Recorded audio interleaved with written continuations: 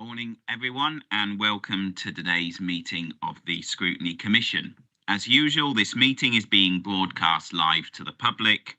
For those who aren't able to watch live, the webcast will be recorded and made available for viewing on the County Council's website after this meeting. We've had apologies from Mr. Morgan, Mrs. Fryer and Mr. Gillard today, so welcome to Dr. Felton, Mrs. Seaton and Mr. King, who are acting as their substitutes today.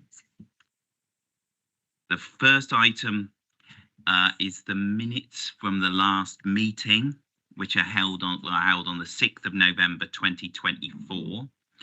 I move these are taken as read, confirmed and signed. Is that agreed? Yes.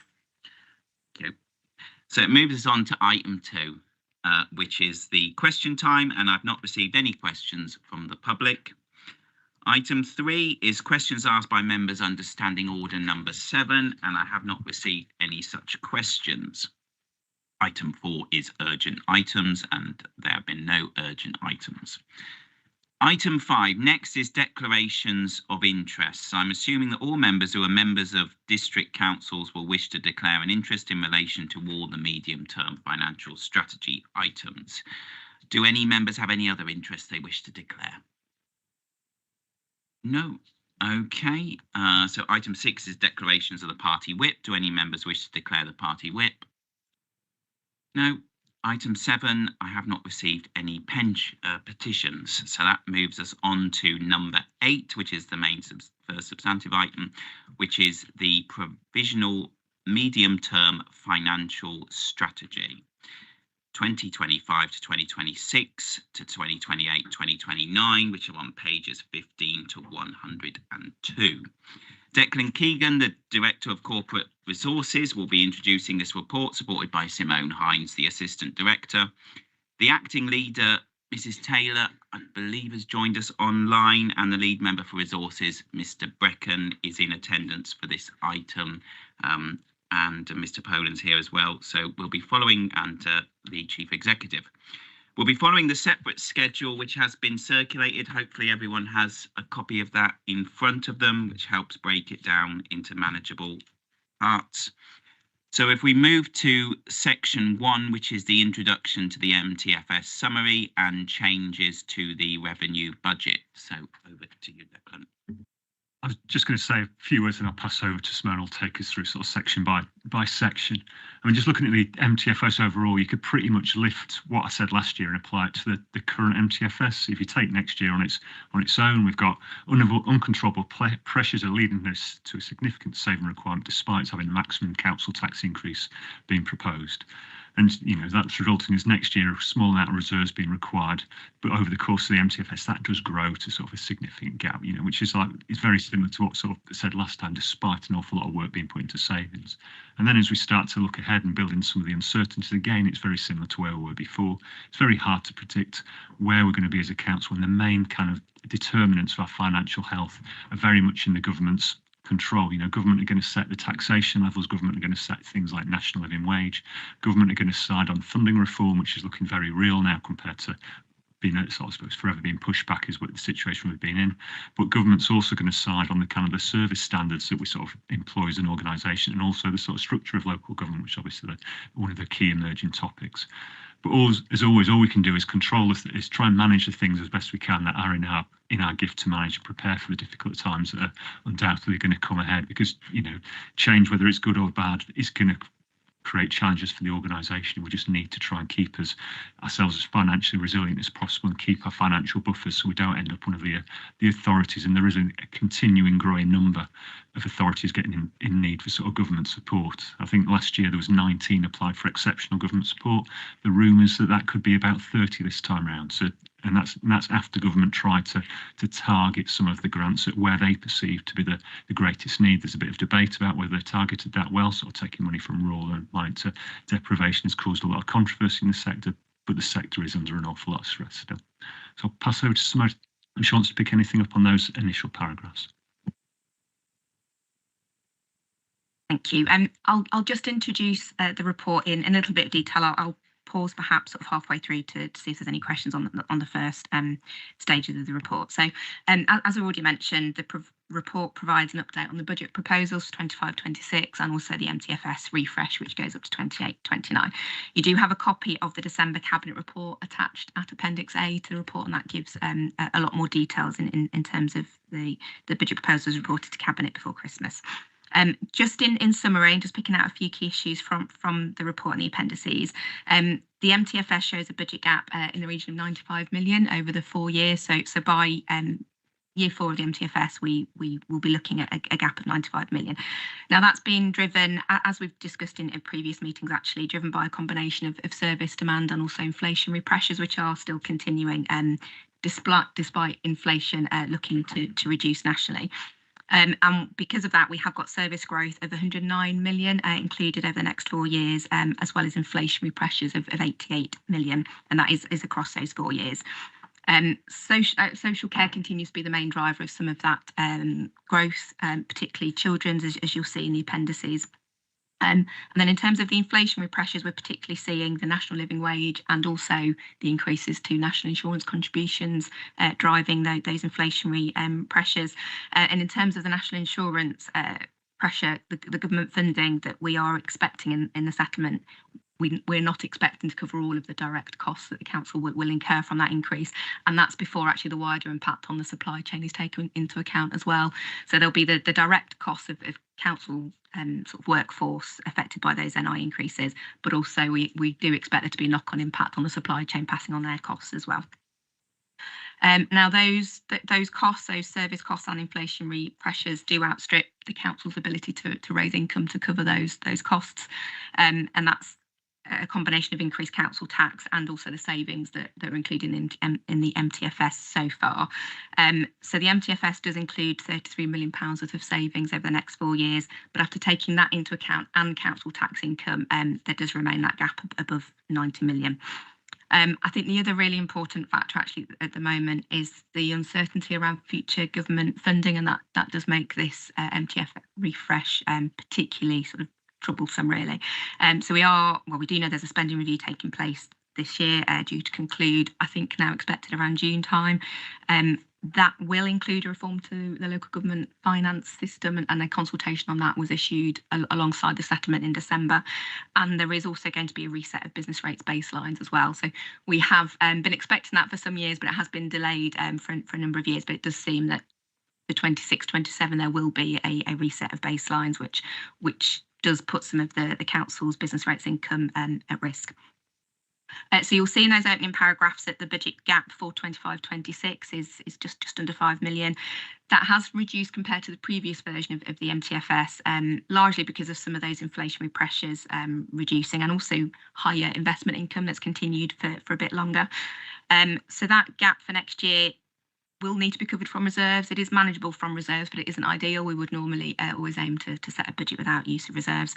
But it is that longer term picture that is the bigger concern, really, with that gap for 26-27 of just over 40 million. So it doesn't give us a lot of lead in time to identify the further savings we need for 26-27. And then the other risk that you'll see through the report is the high needs or SEND position, which is forecast to be 60 million just in 25-26, and then around 120 million cumulatively by the end of the MTFS period. And the provisional settlement didn't provide any clarity actually in terms of SEND reform, or particularly any extension to the current statutory override. So that gives us a sort of even more concern really in terms of the future. Shall I just pause there? That covers sort of probably the first 2 areas on the agenda, but I'll just pause in case there's any questions at this point. Thank you, Simone. So questions for Simone on those parts of the paragraphs. Mr. Barr. Yeah, thanks, Simone. I mean, you talk about sort of 109 million increase in service costs, the national insurance increases, the wage increases, the VAT not being covered, the ability to raise income is limited to 5% in total, including social care, business rates reducing, SEND costs going up. I mean, simply, our income is not going to cover our expenditure, and it's going to go to 95 million. Now, I don't believe that the government is stupid enough, or you are, to not think, where is this money going to come from? and it's very difficult to see how we can do it. It is my sort of summary of where we're going, is that the expenses are going up, the income is going down. Any business in the country would know, and we're meant to be looking for economic growth. Well, it's not going to happen, is it? So what is the minister's view on it then? What does he see? Just reorganise those local governments and it'll all be all right?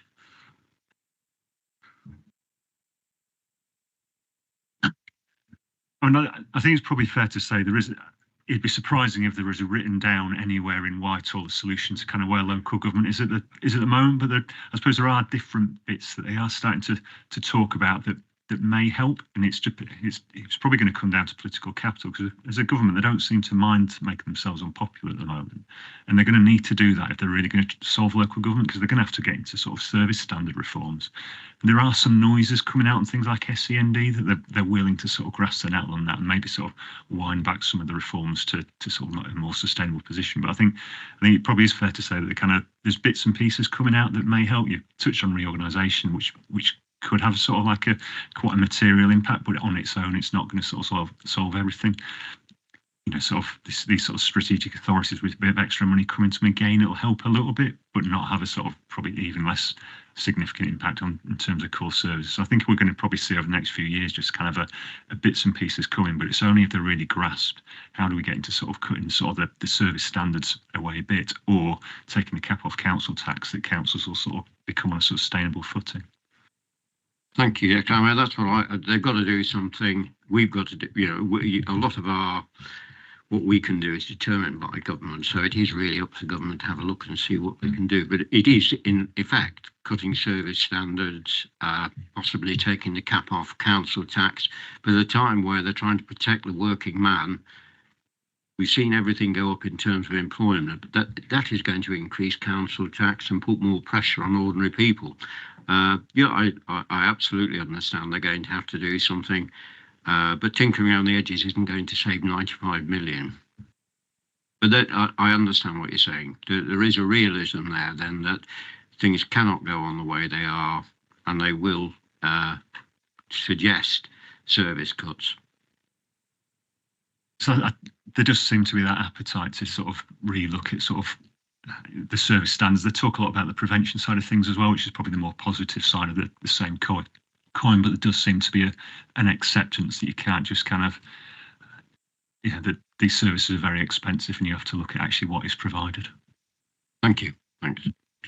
Mr. Richardson. Thank you, Chair. It was clear from the settlement this year, the government have disgracefully, for the first time in history, said that the settlement is predicated on councils increasing their council tax by the maximum, and should they not do so, it would impact on other monies coming from central government, which I think, quite frankly, is appalling. It's tantamount to blackmail. So the first part of my question is, do we have any idea of what that additional loss of income could be were we not to increase council tax by the maximum level, or have we got any indication of how government would treat that? And secondly, on the devolution aspect that Tom alluded to, it's clear that devolution will take place in this government's term, and despite the minister's somewhat slip in Parliament answering a question last Monday, he corrected it in a statement through the Local Government Chronicle on Wednesday that confirmed that reorganisation of local government is essential, on the basis that when you look at reorganisations that have happened elsewhere, particularly perhaps something like Northamptonshire, the cost of that reorganisation was met half by the county council and half by the districts. So should we at least have a paragraph in here that says there could be considerable costs which might have to be met from reserves? Because I think the total cost in Northamptonshire was 34 million, if I recall rightly, which 17 million was from the county budget and 17 from the district budgets. So I just wondered if perhaps the paragraphs we put in here, particularly for members of the public reading this, do not tell the whole story of the position that we are in as a county, and why it might be that we probably have little choice but to consider a maximum council tax increase. Just pick up a couple of those. In terms of the council tax, my understanding is it isn't so much a restriction on future grants, it's that they just assume that you're going to raise the maximum amount anyway. So within a lot of the formulas, they do insert just a plain assumption that your base in your local area is going to rate increase by the sort of historic amount, and you are going to sort of just maximise it. So it's not a future penalty. It's just basically they're saying it's kind of you had that local choice and you've missed out. And now it does contradict very much, because obviously then if they're deciding on the level of grant, you are getting sort of penalised for that through that aspect, but it's not an actual sort of further penalty as far as I've seen.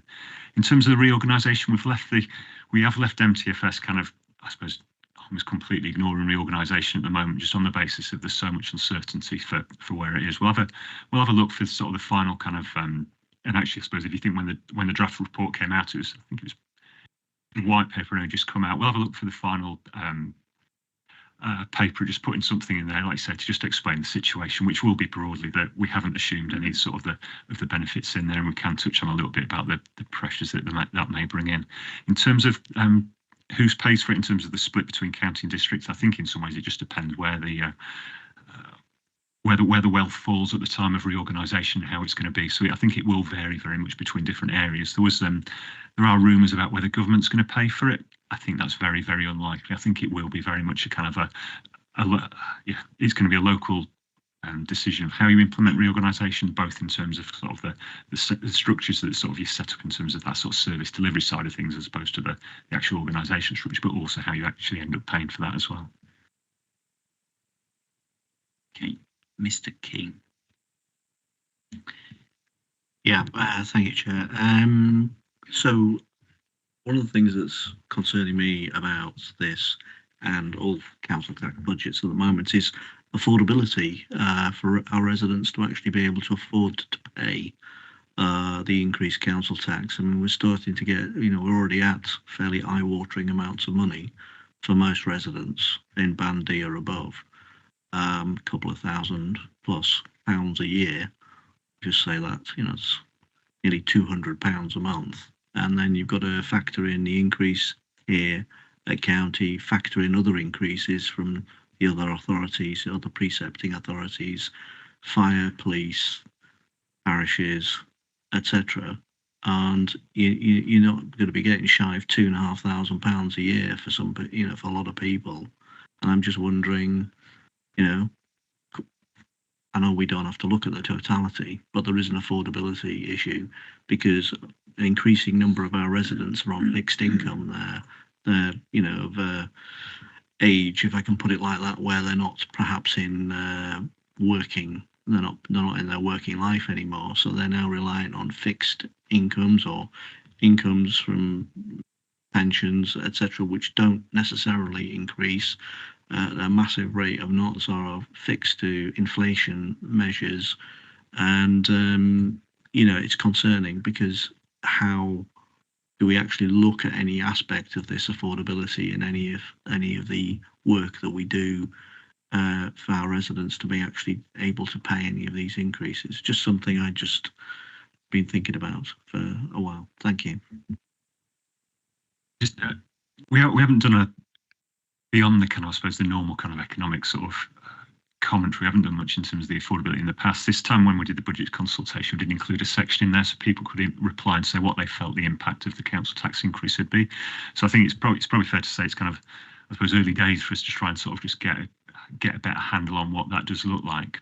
But even when you sort of have that understanding, we're still in kind of an invidious situation about it in terms of, well, where do you go next? Because if you don't increase it to the maximum, you just get yourself into difficulty, and then you can't provide the services for the kind of, I suppose, the most vulnerable. There is council tax support schemes in place for sort of the ones on the lowest income, which will help to some extent, but it is a difficult one, because there's no denying inflation has been very high, costs have been going up a lot.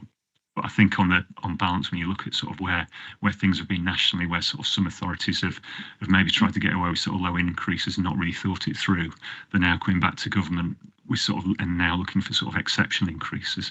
And if you look at sort of some like Windsor and Maidenhead, they're talking about a 25% increase. So although it's kind of uncomfortable, sort of locally, sort of going up 5%. Again, if you look at where places have been, Windsor and Maidenhead 25%, Birmingham 10%. I think Hampshire are talking 15%. So trying to try and find that balance between sort of having an organisation that's not in in crisis and kind of can still function in terms of trying to find savings to kind of take away the worst of the pressures. That still feels the right balance to be where we are. Any more questions on comments, Mr. Golden? Yes, thank you, Chair. Yeah, obviously a difficult position, but it's getting worse, but it's been consistently like this for the last 15 years. It's not just happened in this year. We know that historically the reasons for that. I just wanted to ask about the business rates reset. I know it's going to happen, but if you read quite a lot of press, there's a lot of concern about that, and we don't know the detail yet, but there seems to be a feeling that Leicestershire or places like Leicestershire might lose out of that. I just wondered if you had any information about the criteria that's going to be used at this stage and what that might mean. And then really my other question is, I think, to Mr. Brecken. So we know there's going forward, there's a lot of savings, hopefully, that will come through the system in development, but we don't know what they're going to deliver yet. But I think it's generally accepted that it won't reach 94 million over the 4 years. So I'm just wondering if you know what the strategy is, having regard to what other members have said, things that are in our hands, in the county council's hands to do, what is being looked at. We've had massive programmes in the past of efficiency. We've put expenditure controls in place. But I just wanted to, in overall terms, what is the political drive? In the past, it's been to try and get a fairer deal for Leicestershire. A lot of work's gone into that. We've demonstrated how it could be done. I'm not hopeful that the outcome of the review is going to take very much of that into account. So I'm beginning to wonder what our strategy is going to be going forward. That's point one. The second point is that I'm kind of wondering why there isn't more proposals for savings this year, because it's going to make the job much harder in the next 3 years. So I'm wondering, is it that we're not in a position to bring some of those forward yet because they're in development? But there's not bad as it is, there's not a lot of savings coming forward this year. We're kind of shunting them into years 2, 3 and 4. So I just wondered if you had a view about that. Thank you, Chair. Happy just to come back on Mr. Galton's point. I think we've always looked at the level of service that we deliver. We've always given a good service, and I think certainly in our main areas of social care. We've done a lot of work over that with Newton Europe. We've defined the fact that we can make savings but still deliver the service. So I think a lot of what we've done alongside our fair funding campaign, we've always tried to make sure that the service we give is effective, but also make sure it's sort of it's not gold-plated. We always used to talk about the gold-plated service. I think we're now delivering the service, but at a lower level and at a cheaper cost. And I think the work Newton Europe did on that, and that has to continue. I think regarding the savings going forward, I think we've saved so much over the last sort of 15 years as a local authority, and we had to do that to sort of stave off what a lot of people and councils through the Section 114 and asking for additional government support are going through. So we did that. I think the savings have got harder, and I mean certainly this year it is noticeable that the savings, I think all departments are now running mean and lean. And I think what we have to do now is still look at the service levels, but members talk about service cuts, which isn't what we want to do on our statutory services, and in fact we can't do that. So we just need to make sure that we are looking ahead. It is really how we deliver our services, and it's the cleverness that we do as a large organisation for Leicestershire, and that is still the work that we're undertaking. So, but I accept it is when we've got £181 million worth of savings that we've made, of which £96 million is unidentified. That is work that we still have to do, but we'll still strive to do it. So I think I agree with Declan. I agree with your comments on previous government didn't help our fair funding campaign. I don't think we're going to get anything this time round. I think the Chancellor has said that, yeah, we are an unprotected department and we do expect to see cuts. I think the figures were about 1.5% to make savings, and I think that was her expectation. So I think we will continue. Luckily, this clarify, if that was to happen, would that worsen the 90? Would the 94 million go up? If there was a further 1.5% cut on that? I think that's what we've seen. I think through the grant funding that we've seen, that's the expectation that we saw in the settlement that we had toward district and local authorities. So would that increase our deficit on? No, that's what we've built into that. That's built in, and that's there at the moment. That's based on what we. That's why I think Declan and Simona both said, yeah, we don't expect to get over and above. And I think the report quite clearly sets out what we have got and what we're expecting from future announcements from government. So, thank you. Thank you. Do you have a comment on the business rates, Reid? In terms of business rates, that the government in the consultation before Christmas have made it clear that as part of reform they are looking to do a reset of business rates. As things stand, we estimate our the growth that the county have built up since the business rates system sort of first came, or the retention system first came into place, is about 10 million. So that's the growth that we've got sort of above our baseline that would be at risk. On top of that, because we're also part of a pool with the Leicestershire districts and City, we'd also potentially lose the growth that we also get back from the pool as well, which does vary, but it's between sort of 6 and 8 million each year. So that is a considerable amount of business rates income that is at risk during a reset. I think though, the consultation before Christmas does refer to some transitional arrangements, so it may be that we perhaps don't lose all of that business rates income in one go, that it's maybe phased over the spending review period, but we don't yet know what that transitional protection might look like, or any criteria for how the reset would be done. I think the other thing to consider as well is even when there is a reset, the growth that's been built up, you would think would still go back into the local government finance system, and it would be reallocated in a different way.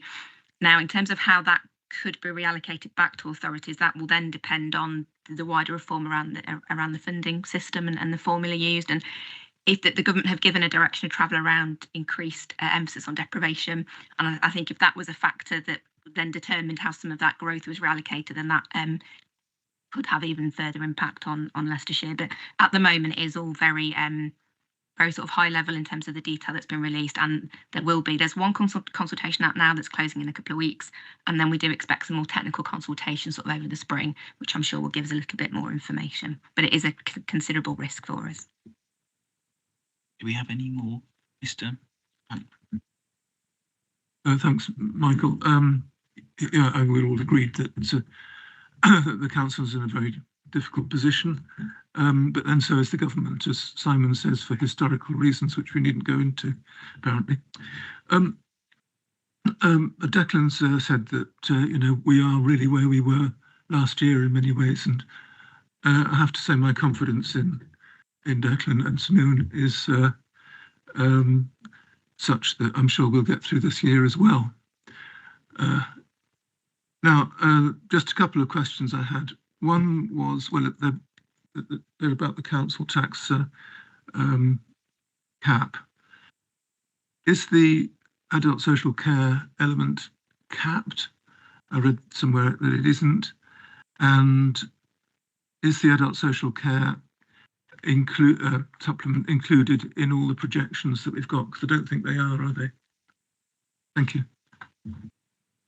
So in terms of the 25-26 position, paragraph 73 of the appendix shows how the council tax increase for next year is broken down. So there's 2.99% for the core council tax increase and 2% for the adult social care precept. So that the 4.99% that we are assuming for or has now been approved for 25-26 provisionally does include the adult social care precept, and you can see the breakdown between the two precepts in terms of the cost per week for Band D.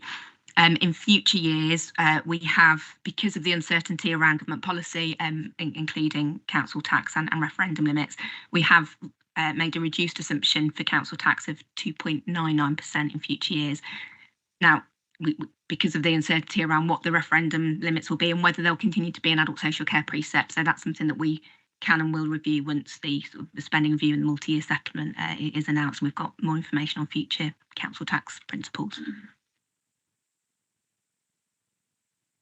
Any more comments, questions on the Mr. King? Yeah, thank you, Chair. Sorry to come back. I've got a couple of additional points I wanted to just raise. So first of all, in the covering report, paragraph 17, I mentioned that we've got to find additional savings, which we haven't kind of identified already. Well, my kind of question back is, well, how long have we got to start doing this? Having listened to what's been said, you know, when have we got to kind of pull this strategy and identifying these further savings? When have we got to do that by? The more specific point I got was in appendix, I think it's appendix B, and there's a line there that shows across the MTFS something called, I think it's the reserves, the carbon neutral fund. I remember asking about this at a previous meeting, and it's been the same £2 million every year. And I'm just wondering, what's it actually for? And why are we showing £2 million every year as reserve if we're not, you know, not actually using it basically? Or is it just there for some other purpose? I'm just kind of trying to understand that. And the other point was about, sorry, when you want to look it up, it just decides to have a little freeze. Yeah, it was just on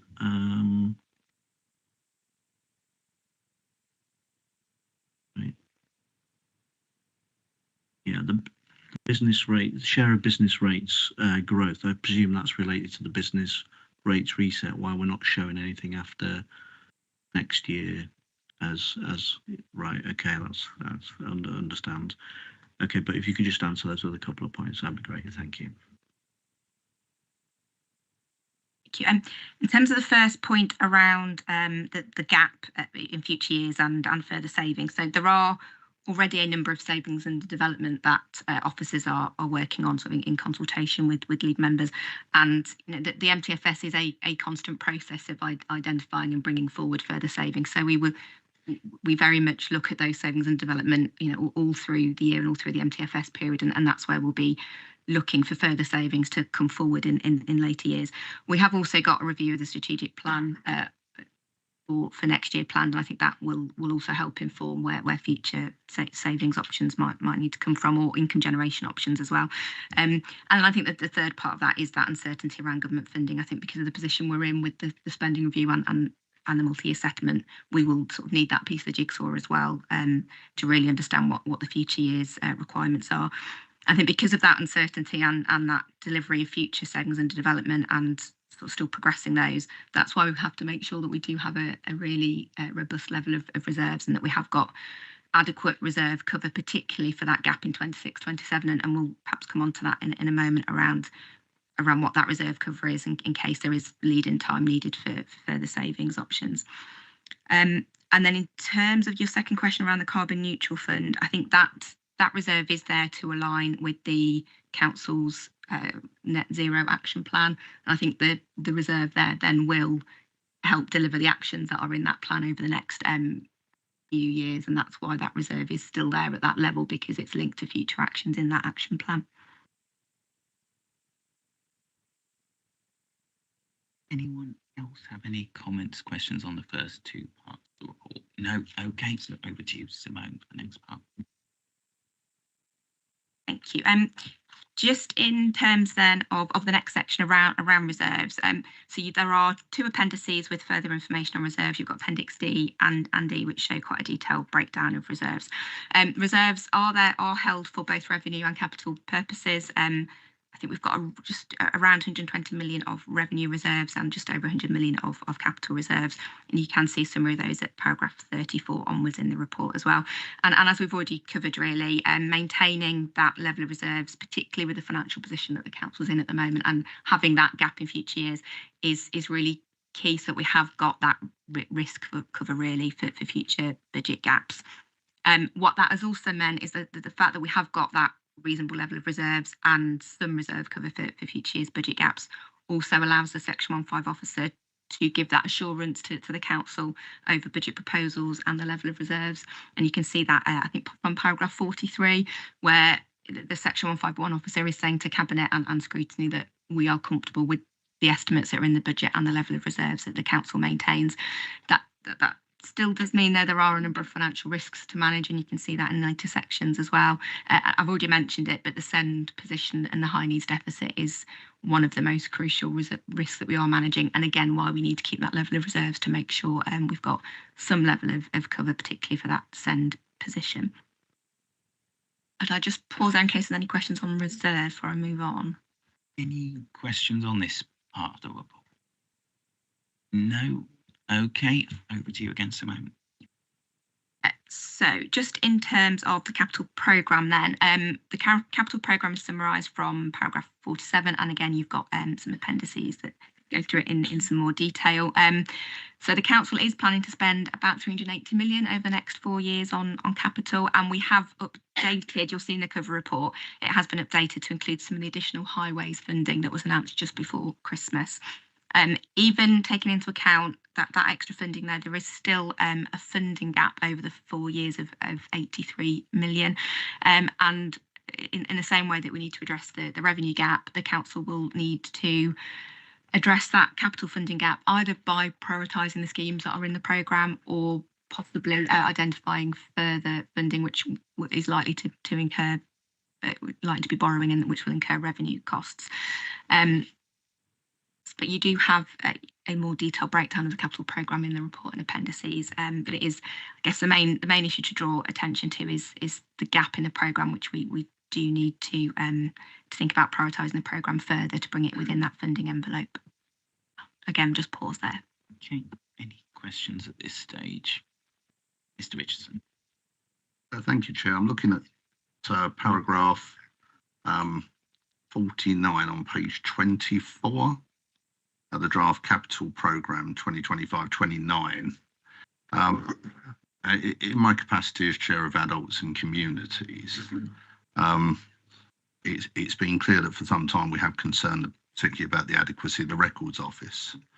And again, even at our budget meeting last Monday, I think when it was now, I think the concern was raised and the committee have regularly done. Now, what became apparent on Monday that perhaps we hadn't realised in quite so dramatic terms was that the council is now on notice that it must do something about the records it's now storing off-site out the records office and on this campus by the latest May 2026.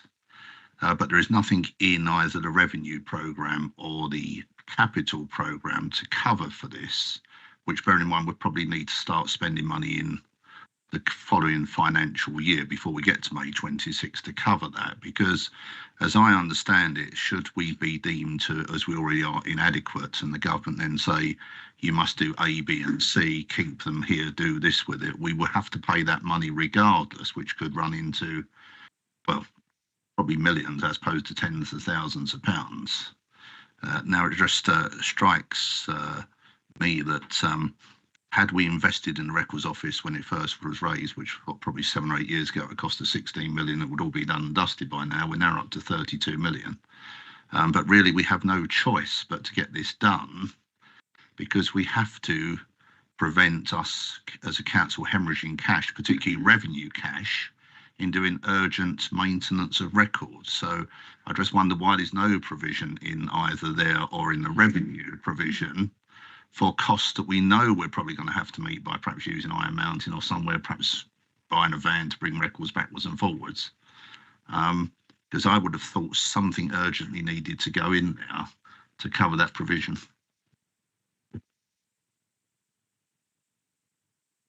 Thank you. So as you'll be aware, the records office is under the partnership with Leicester City and Rutland, and the partnership is considering a number of options to resolve some of the issues that you've outlined. We haven't yet got a decision from partners on how they prefer to move forward. What we do have, though, within the capital programme is a future developments budget provision.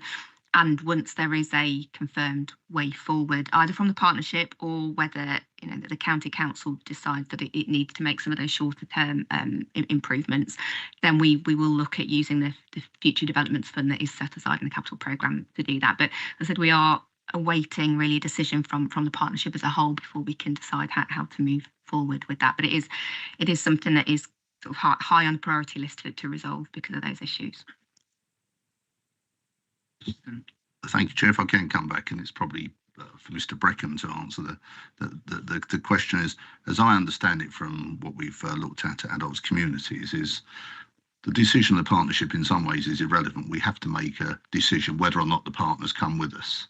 Now, I appreciate that at least one of the partners is being very reticent to do anything, but it doesn't mean we won't have to do anything. And I think to continue to wait for one of the partners to string us along strikes me as a false model. I think we need to have an urgent timescale in our mind when we're going to make a decision, because we don't have time. I mean, literally, we've got, 17 months, which I appreciate we're not going to get a building built, but my understanding is as long as we've got a credible plan, we might be given extra time in. So probably a question for Mr. Breckham is, this has been a long-running saga. When is a decision going to be made? Are we going to continue to wait for one of the other partners to string us along and take no action?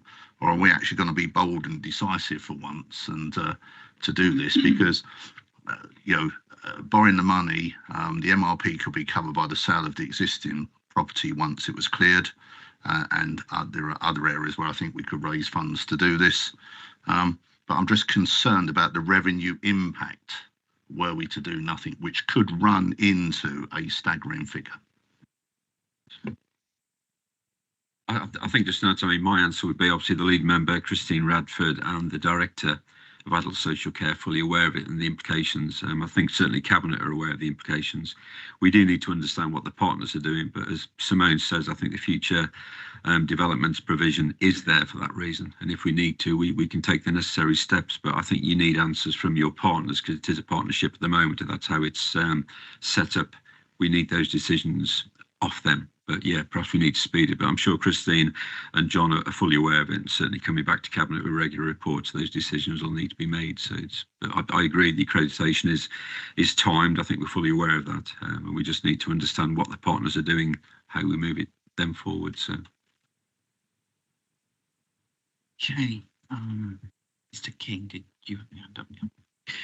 Yeah, thanks, Chair. Kind of just following on a little bit from Mr. Richardson, really. Capital programs, and what we have seen over the last few years is delays, and that's what Mr. Richardson's talking about, delay on implementing some much needed capital schemes, and with those delays has come increased costs. So it's kind of a catch-22 situation, but I do wonder what's being done to speed up some of the decision making of some of the capital projects that are needed and are necessary. And we could talk about the Melton Distributor Road. I know that's a very complicated issue, but irrespective of that, there was considerable delay in actually getting to the end point, and costs over that time increased dramatically. And there are other schemes, I'm sure we can go around lots of them, which I don't propose to do, where we could say, well, because that was delayed for so long, the costs went up to such a level, and then a decision was put off, and the decision was put off. So I think I would urge Cabinet to and officers to look at what can be done to streamline decision making, but also without increasing risk. But at the same time, make sure that if we have got to make a capital investment decision, we are making it prudentially and appropriately, rather than just putting it off and off and off, because actually the only thing it's going to end up doing is a service is going to deteriorate over time, or the impact on the community, but equally the overall cost is going to increase for all of us because of inflation and everything else that goes with it. Thank you, Chair.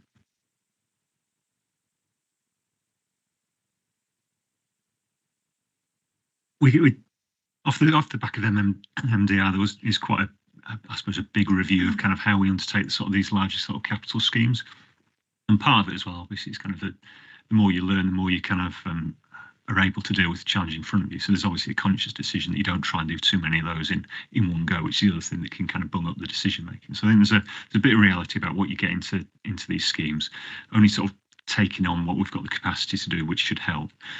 But also, kind of like I said, there has been that review within sort of, particularly on these sort of major schemes, about how we go about it with sort of an external sort of party involved who've got prior experience in helping to sort of retrain staff. So that should help. I think the other thing that is difficult, and we heard it a little bit on the Records Office, but it happens an awful lot on the highway schemes as well, is once you're in sort of any sort of multi-party kind of funding arrangements, that's probably the key things that slow down the decision making. It's relatively straightforward if it's just us on our own as a council.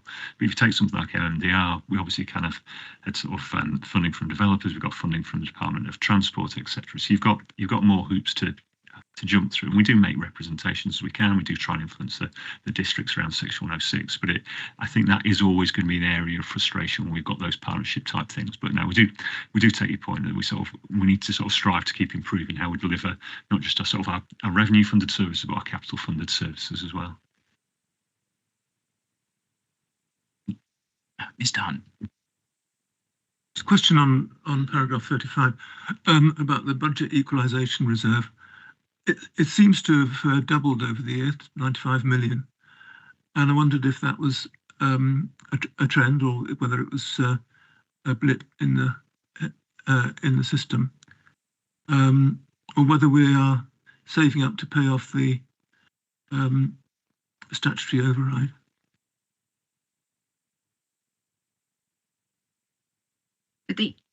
The budget equalisation reserve is there to cover future years' budget gaps, and is also where we are setting some funds aside for the statutory override.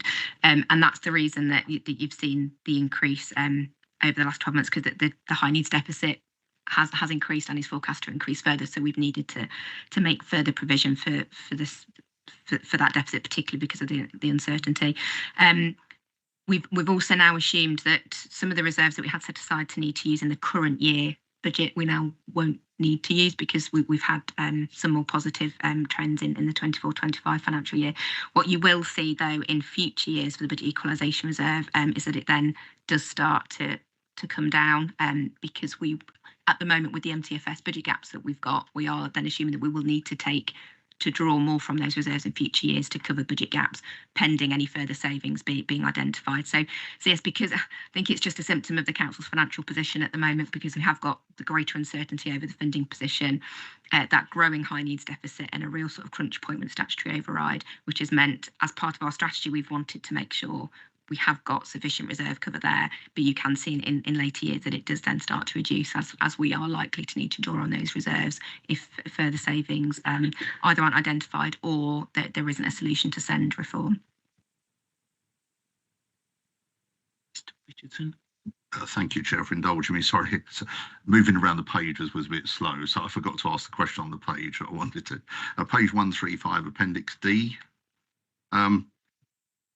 Just a couple of questions here. I noticed we got obviously the future development section at the bottom, whereas logically it would strike me as a place where the Records Office should at least be noted in that future developments area. I appreciate we haven't got a figure we can put in, but I know it's only a tiny amount, but I'm intrigued by the Romulus Court refurbishment. I mean, with the fact that most of this building we're now renting out to the NHS, why have we still got Romulus Court? I thought when I asked the question about 4 years ago, we were going to get rid of it.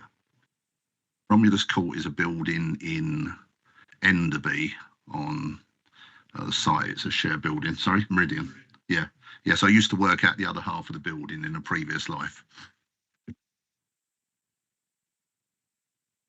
Sorry, you've jumped onto the next paper.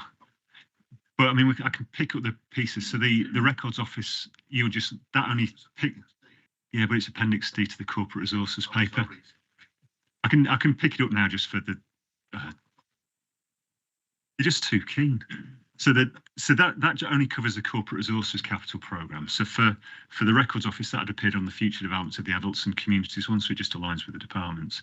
In terms of Romulus Court, arsenal occupation, but as part of the sort of the office moves, the plan is to sort of come out there. Where that's got a complication is it's got the data centre on the ground floor. So we're currently in the process of moving the data centre to sort of a Crown commercial services contract, which will provide additional resilience as well. So when we come out there, we're hoping to sort of get a reasonable level of savings.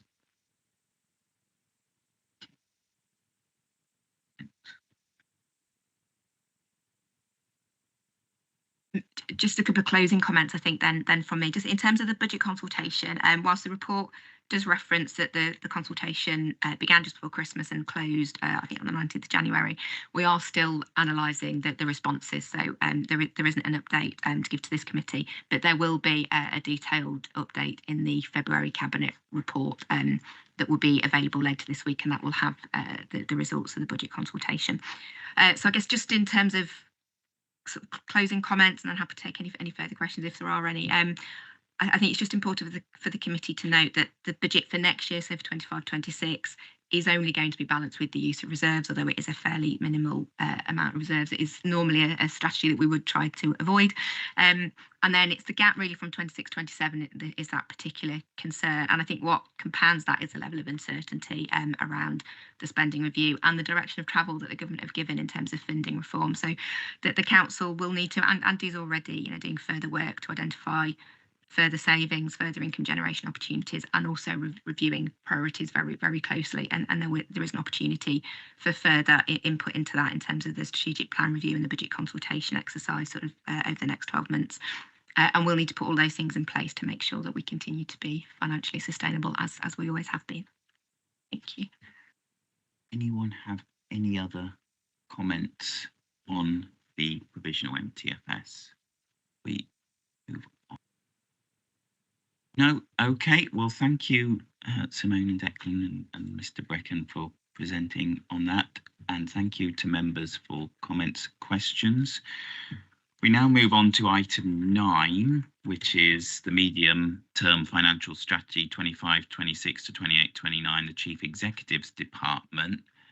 I think Lauren Haslam is joining us to introduce the report, and we're also being joined by Zafar Salim, the Assistant Chief Executive for this item as well. And I think Sam Barrett, who is the Finance Business Partner, is online as well, joining us, and Mr. Sinnott's here for this item as well, obviously. So again, we'll work through the report in stages, as we did with the previous report. We're also joined by Mrs. Posnett as well, who's here at the meeting. And so I think I will hand over to yourself, Lauren, to go through the first part of this report, paragraphs 1 to 6, the introduction and service transformation. Thank you and good morning, members. Really, there's not a great deal to say on the first part of the report. I'll just draw out, if I may, the 3 types of activity, I think, if I can summarise it for our department. Broadly, we would describe ourselves as providing support services for all of the council's directorates, ensuring lawful decision making and the governance processes in order, both as business as usual, but also in relation to the transformation programme. Secondly, providing support services in relation to which the department is the lead, thinking of services like BI, policy, equalities and communities. And thirdly, the business where department is the service provider in its own right, thinking of the services like planning, trading standards, registration and coronial services, as well as emergency management and resilience. That's probably all I can really say on the first section at paras 1 to 6, which I think was the first section of your template report guidance. Thank you, Chair. Okay. Any comments at this stage, or should we move on to, if you want to carry on? Thanks, Lauren. Okay, so the next section I think is the revenue budget. So that's at paragraph 7 onwards and appendix A. As you'll see, it's just over £16 million, and the distribution of that is at table 2. I'm not sure I can add anything really to what's set out in the paper, but happy to take any questions. Okay, any comments, questions at this point? Move on. No, okay. No, Carry thank on. you. And then the next section, I think, takes us up to the growth. We've discussed within the department and presented to the Star Chamber just before Christmas growth in relation to 2 posts, one in BI and one in legal. But after some discussion with our colleagues in finance and our finance business partner, we've agreed rather than submit those now at this stage as a growth, that they'll be funded from within the department. So no items for growth. Okay. No questions, comments? Mr. Bannister. Yes, thank you. Can I just ask about the line CE8, which is referred to at paragraph 25 on page 107, the hire of committee suites and the savings that are referred to there. Just want to drill down a little bit, particularly in relation to the facilities that we allow the trade unions at the in the building. I assume that they have the access to rooms and that we don't charge for those rooms. But more generally, I think the Leicestershire County Council taxpayer might be interested to know about additional support that is provided to the trade unions under the budget. Are you able to clarify what that additional support is? And if so, whether there's been any consideration to reviewing it or possibly tapering it down a little bit for any additional savings? Thank you. Yes, thank you. I think probably the bulk of the question you've just put may be better addressed to corporate resources later on, but I'll just respond to the information I have within my knowledge. I don't believe there's a charge for the use of rooms. I think there is an understanding or an agreement with the recognised trade unions that time off will be provided for certain union activities, but beyond that, it may be better to raise with colleagues in corporate resources for property and HR elements of that question. It's okay. I think that really sort of slipped us on really to the savings and savings at CE1 to CE8. As you'll see, it's a combination of factors across all service areas. We've worked those with our colleagues in the with our colleague finance business partner and through our sort of change board. And happy to take any questions on any of those. Mrs. Page, you. Thank you. Thank you for the report. Page 105, table 2, the net budget is identified there. Could I have a little bit meat on those bones, please? Because there is 4 million, well, nearly 5 million budget for legal services, over 3 million for regulated and strategic and business intelligence is nearly 6 million. So what are these figures comprising of? If I could have a little bit more explanation. Thank you. Yes, I'll do my best. So for legal services, there are 7 teams within that department, 66 staff in all. They provide support for contracts and procurement for the council, conveyancing and highways, the litigation function, so support for insurance as well. There are 2 childcare teams and an adult social care team. So it's largely staff costs, solicitors and paralegals and legal execs. Regulatory services comprises trading standards service, the coroner's service, port, registration service, so births, deaths and marriages.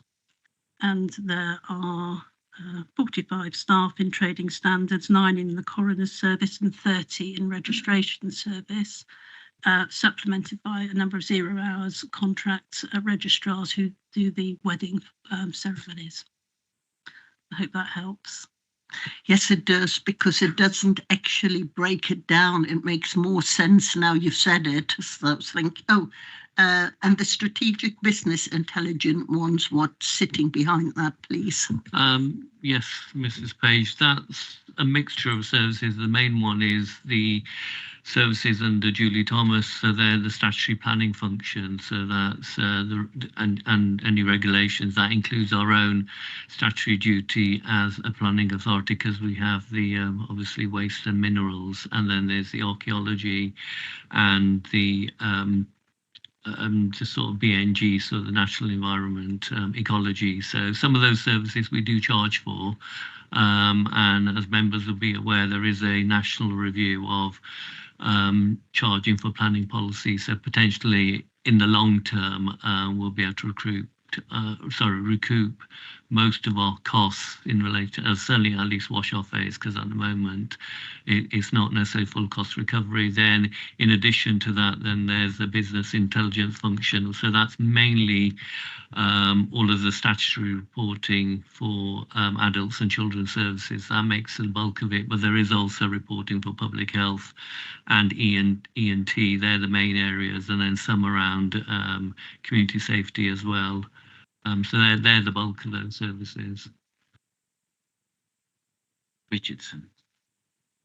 Thank you, Chair. It's really just following on from Rosita's question about, I noticed that in the savings potentially identified, there was nothing in that area, which seems as it's one of the biggest areas. I mean, I know things like the business growth unit, which was set up several years ago, is in that area. I mean, I know the initial budget for that was $250,000 when it was set up. I noted we've saved a position at 95,000, but I'm just wondering, what has that unit ever delivered for the money we've spent on it?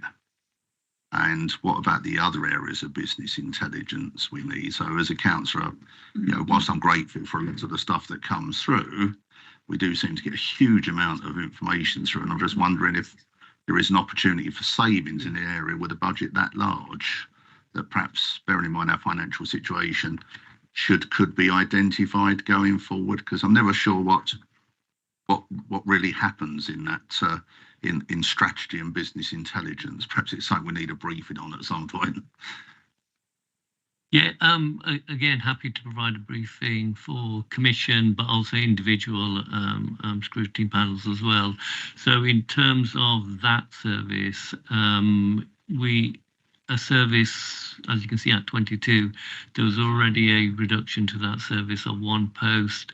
We're working with the transformation unit about further review of that whole area in light of potentially some potential changes that have happened around growth, economy, the skills side, jobs and skills side as well. So mainly we are looking at that as a review, and that potentially is part of the next phase of the MTFS savings.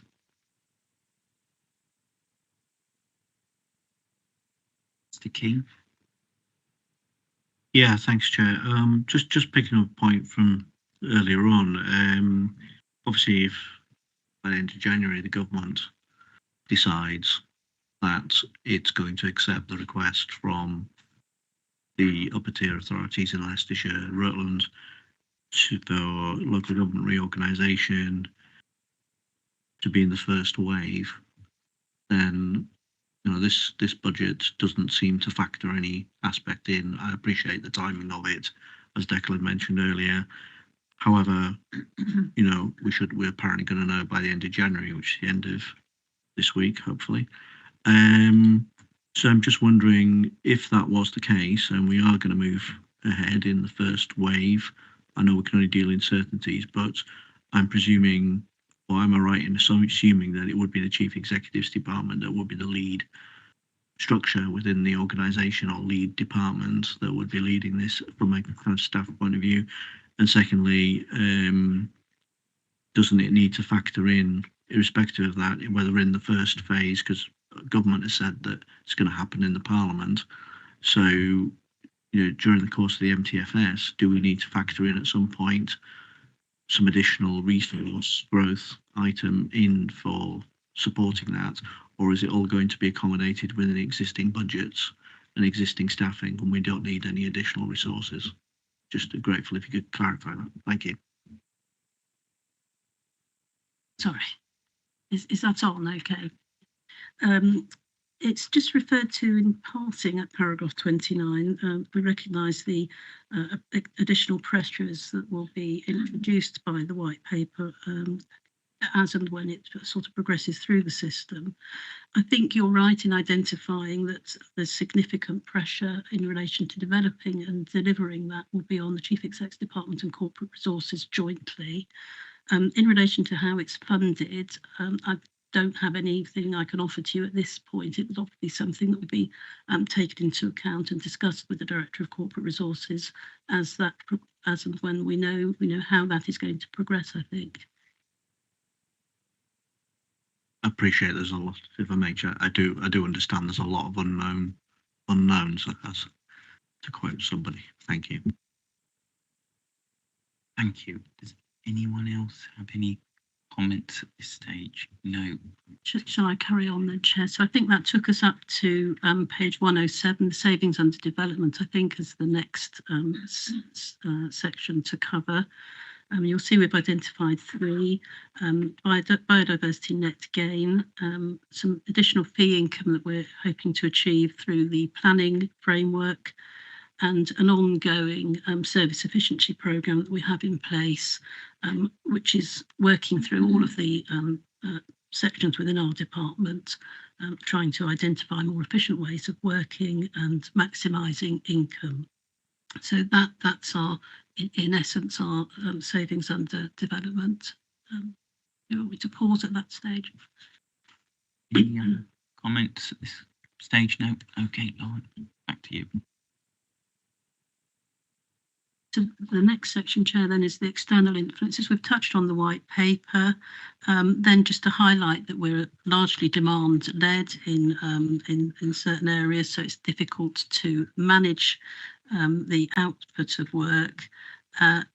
Secondly, the planning fee income, which is a key area for us in which identifying savings through increased income, subject to external pressures and sort of economic factors, which do unfortunately introduce a degree of uncertainty in relation to those. And then just to identify that legal services income is restricted by regulatory rules that apply. So that, should I pause there? That's the end of the external influences, and probably just leaves the capital programme to cover, if that's okay. Thank you, Lauren. Anyone have any comments, questions before going back to Lauren? Okay.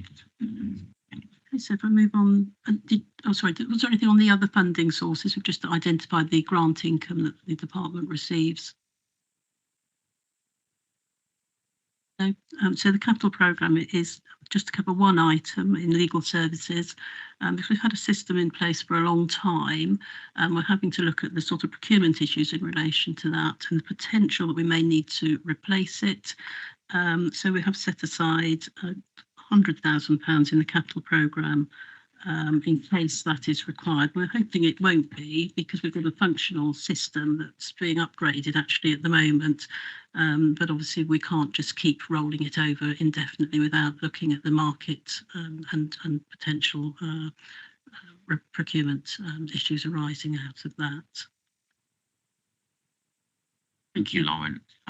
Does anyone have any more questions, comments for Lauren on this report? No? Okay. Well, thank you very much, Lauren. Does anyone else have any comments from the front on the report? No. Okay. Well, thank you very much, Lauren, for presenting, which moves us on to item 9, item 10, which is the medium-term financial strategy 25 to 26, 28, 29 corporate resources department. I think Declan Keegan is joining us again for this item, along with Simone Hines, and Jane Glasgow is also joining us, and Lucy Littlefair. Mr. Brecken is here again for this item, and Mr. Poland. So over to you, Declan. I think I'm being abandoned, but never mind. There you go. All right. Oh, they're appearing now.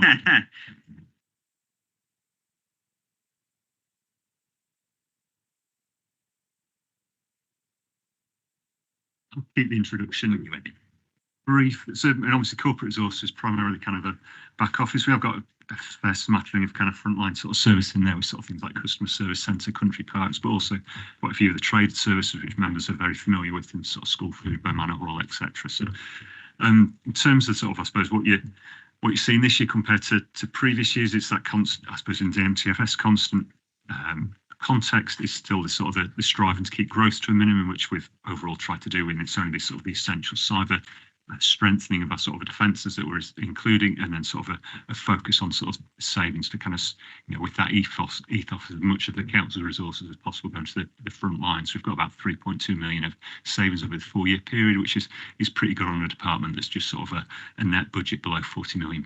So happy to take questions as the committee wish. Does anyone have any questions at this point for Declan? No? Okay. I was by Miss Richardson. Yeah. It was really over, that's right, I'm toggling between pages here. I lost my page now.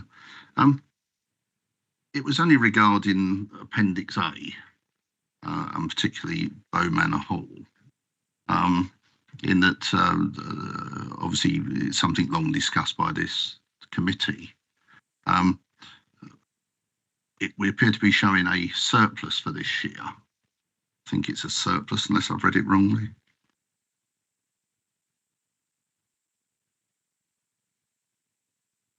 No, it's still a cost of 30,930, but bearing in mind the figures since we took it on in 1974, where we'd never made any money, it just seems miraculous that this year we're actually planning just to have a small loss. And I just wondered,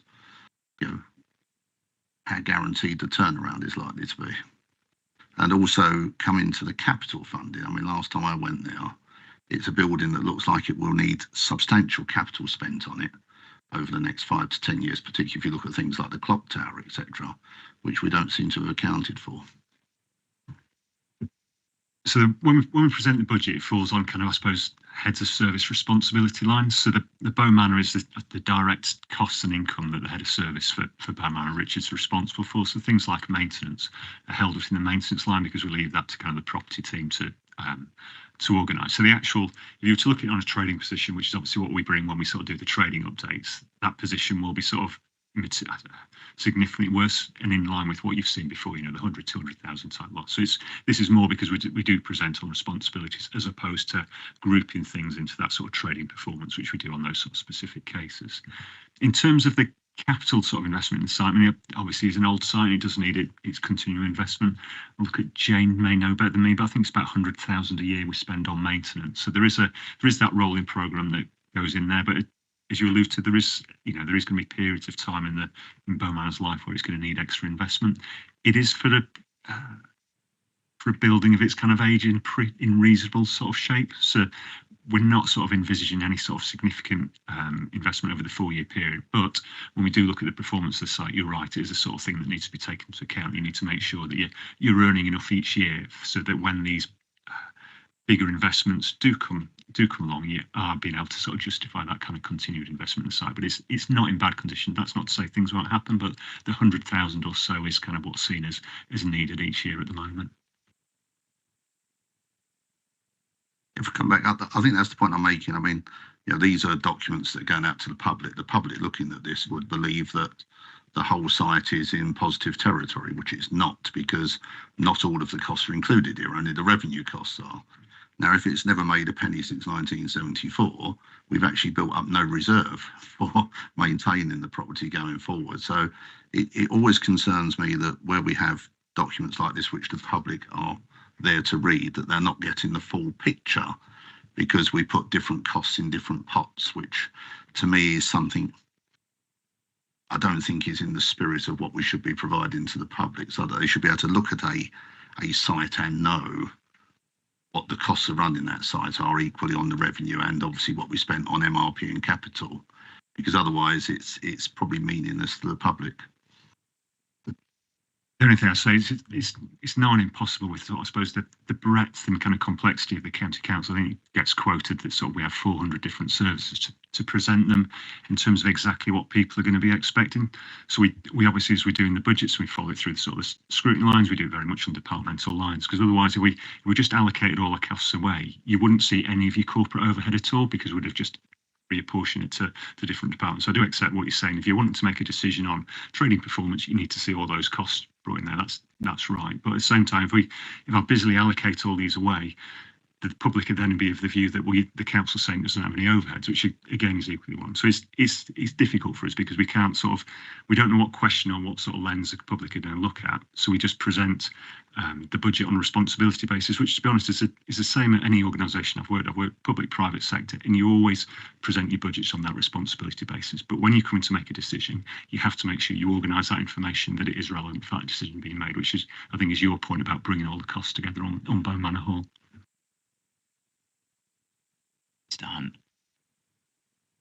Thanks. I'm actually on page 101, so apologies for that. But it's the corporate capital programme, and I'm looking at the Invest to Save programme. In the state that we're in, am I right in thinking some of this, or largely, is revenue to capital, and that we're moving revenue into capital to fund the extra investment in the Leicestershire Investment Fund, because it looks as if we are putting quite a lot of money that way in times when we can't afford to. And the items that are listed there, you've got the Airfield Business Park, which is an investment in property. Now it's something that we probably all want, but it isn't something that we have to fund. And the same goes for one or two other things there as well. So if the public were to look at this, how would they feel about the investment we're making? We've gone back to the first paper. Yeah, so just sort of for members sort of benefit. I mean, in terms of the funding of the capital programme, you go to page 65, it shows that mix between grant revenue, etc. So it is right in terms of those sort of discretionary elements. We do tend to try and fund them from revenue rather than borrowing, just because it makes it sort of cheaper for the authority, and it avoids us creating too much sort of fixed costs so that we lose that flexibility later. In terms of the investing in Leicestershire programme, that's right. It is revenue funded. I think we wouldn't go ahead. It's not just a case of wanting to build these units. They are sort of income generating, and there's a business case behind each one before we actually do that investment. So Airfield Farm's been that sort of building that business park has been very, very successful. It's helped keep sort of businesses local. So it's not just about the finances, it is about kind of investing in sort of the Leicestershire economy as well. And there's quite a nice story of kind of one of the sort of the firms that was part of phase one of the business park, was allowed it to consolidate some premises, is now sort of it was basically our anchor tenant for the sort of the third phase of Airfield Business Park. And it was the firm was looking at moving to sort of Northamptonshire, but by having a sort of a bigger local premise, they can keep the workforce sort of local, and they can kind of grow out in that space.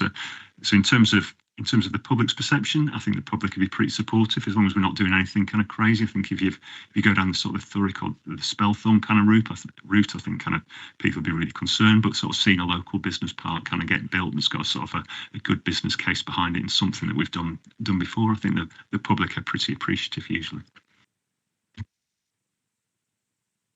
Any more questions, comments at this stage? No. Back to you, Declan. In terms of the next section on growth proposals, there's only cyber, so I wasn't going to do any introduction on that, if that's okay. Mr. King. Are we back on corporate resources? Yeah. Okay. Well, I'm grateful for Mr. Hunt's interest in growth in the Market Harbour West and Foxton division. But what I wanted to ask about was ways of working, and in particular, it mentions about increasing productivity. But what I'm not seeing is any information, or can't see any information unless it's here, about what has, what increase in productivity we're expecting to see as a result of these improvements or changes to ways of working. I'm just wondering whether you're able to add anything on to that at all. Thank you.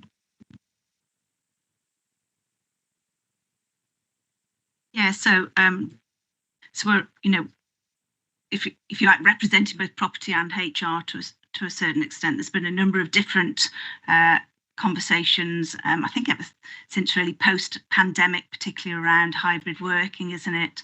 And the decisions that we've taken as a council to, I suppose, rent out, fairly large parts of County Hall and bring in income from that, and then the I guess the flexible working that we now afford our employees, and where we feel that potentially some individuals are more productive. So it was a question we were asking ourselves, because we wanted to make sure that we'd taken a decision organisationally about how our staff work and where they work. So we've done a recent survey with all our heads of service across the whole organisation, asking a number of different questions around the rationale for the way that working practices of our staff across the organisation, as well as what do they see as the benefits as well as the kind of disadvantages from that. And increased productivity does come out in terms of kind of qualitative answers, yeah, loud and clear from our heads of service. The piece of work that we're now trying to do is get behind the data on that. So, okay, we might think that our staff are more productive, but actually what's the data telling us around that? So we've started to pull together, a number of different things, even around kind of email traffic, calls, those types of things, as well as some of your people indicators around one-to-ones and APRs and that sort of stuff. And we're pulling all of that together in a report that's going to work its way through to CMT and then ultimately through to members, so that we can demonstrate that through the decisions we've made around our buildings and around our staffing and the working practices, we believe that that's making us more efficient as an organisation. Okay. Yeah, thanks for that. The reason why I asked that is residents mention to me fairly frequently about the challenge they have in getting contact with members of different teams, or to get through, if I can put it like that. And one of the and even myself as a member, at times it can be difficult, not helped by the phone system, where you have one number that dials out and you get a missed call or something, but then you can't ring back on that number because it's a 265 number, and then you have to ring a 305. It is not terribly. I'm just wondering, are we going to fix that problem? Because that is something I know a lot of residents and members find a source of irritation. Thank you. I'll comment on that if I may. So there's a few activities in relation to that at the moment. Some of them relate to the CSC and our contact center, and some of those relate to departmental teams, whether that's assisted transport or admissions or so forth. So as part of the customer program, we've been looking at the contacts that are coming into the authority, the types of contacts that are coming in, and then what we can do to improve that handle rate so that we can get that up as high as possible, but also ensure that as much as possible can be resolved first time at getting through to the right people. And what we've seen over the last 2 years is a definite improvement, but we still have areas where we need to do some work. One of the things that we are going to be doing, hopefully this year with approvals, is be looking at callbacks, those types of things, so that people don't have to wait in queue. There's a technology limitation for us to be able to do that at the moment. We're currently implementing a solution that would then allow that to happen, to make sure that people can get through quicker. But the other thing we're doing is reducing the failure demand, communicating better with citizens, et cetera, to make sure that less contact is needed and giving more throughput for people to answer the calls. In terms of member support and members asking questions for the public, for example, we have a number of improvements that we're working on there that we should be bringing to you May, June time for discussion and presentation, and to ensure that the turnaround time is prompt and quick. Thank you. Mr. Bannister. Thank you, Chair. Declan, I presume you were in the room when I asked my previous question regarding the Leicestershire County Council taxpayer support to trade unions. And I'm just seeking clarity about, if so, how much, and whether or not there's an opportunity for any sort of review to freeze or taper in order to gain some sort of growth within the corporate resources department. In terms of your question, we don't charge trade unions for using the office space. If we did, it wouldn't be, but you know, you're talking about the sort of £5,000-10,000 mark. It's quite a small building. We wouldn't charge them for meeting rooms because it's obviously for the benefit of staff. So it's kind of, I suppose, it's part of that kind of, I suppose, employment offer, as it were. The cost is about sort of £250,000 a year. It covers about 4.4 FTE. So there's kind of, if you imagine sort of the workforce, we've got about 6,000 people. So the ratio of that is sort of relatively small. It came up quite a bit when we had the productivity plans last year. So we need to compare ourselves to other county councils, and we seem to be there and thereabouts in terms of that kind of ratio of sort of trade union staff versus the wider workforce. There's no plans at the moment. We tend to kind of I suppose tend to value that interaction. So I suppose the constructiveness of the union. So if you kind of, there is a danger if you sort of, if you tail that sort of support back too much, then when you want to do sort of staff action plans, things like that, you don't have that kind of, I suppose, coordinated and kind of support in being able to sort of talk through with the unions what the proposals are and sort of bring sort of staff along with you. So at the moment, it's kind of the intention is kind of to keep it at a similar level that it is at the moment. Yeah, that's helpful. Thank you very much. Mr. Richardson. Thank you, Chair. I was just really interested on the productivity side, just for interest's sake. I mean, we do seem to be an outlier in the UK because historically productivity in the UK is appalling compared to particularly our European neighbours. And all stats prove that. If you look across the continent, particularly places like France and Germany, they've now got 95% of people who were working out of offices pre-COVID back in the office. So we're a massive outlier there. So I just wonder what work we did to evidence what the productivity would be before we started letting people work from home. And why is it, I mean, we're now, 4 years down the track? I would have thought we should have had some statistical information that shows what the productivity levels have been over each of, say, the last 3 years, with a percentage gain or loss being shown. And it just slightly concerns me that information isn't there, because well, whilst we go through ways of working and we're leasing out the building, which I fully understand, we want to maximise our income. But if we suddenly find that productivity is very poor because people are working from home, where are we going to put these people if we suddenly need them back in the office to increase productivity? So it's a question of, you know, if we find out productivity is poor, we've got no remedy, is there? There's nowhere to put them. So how do we cope with that?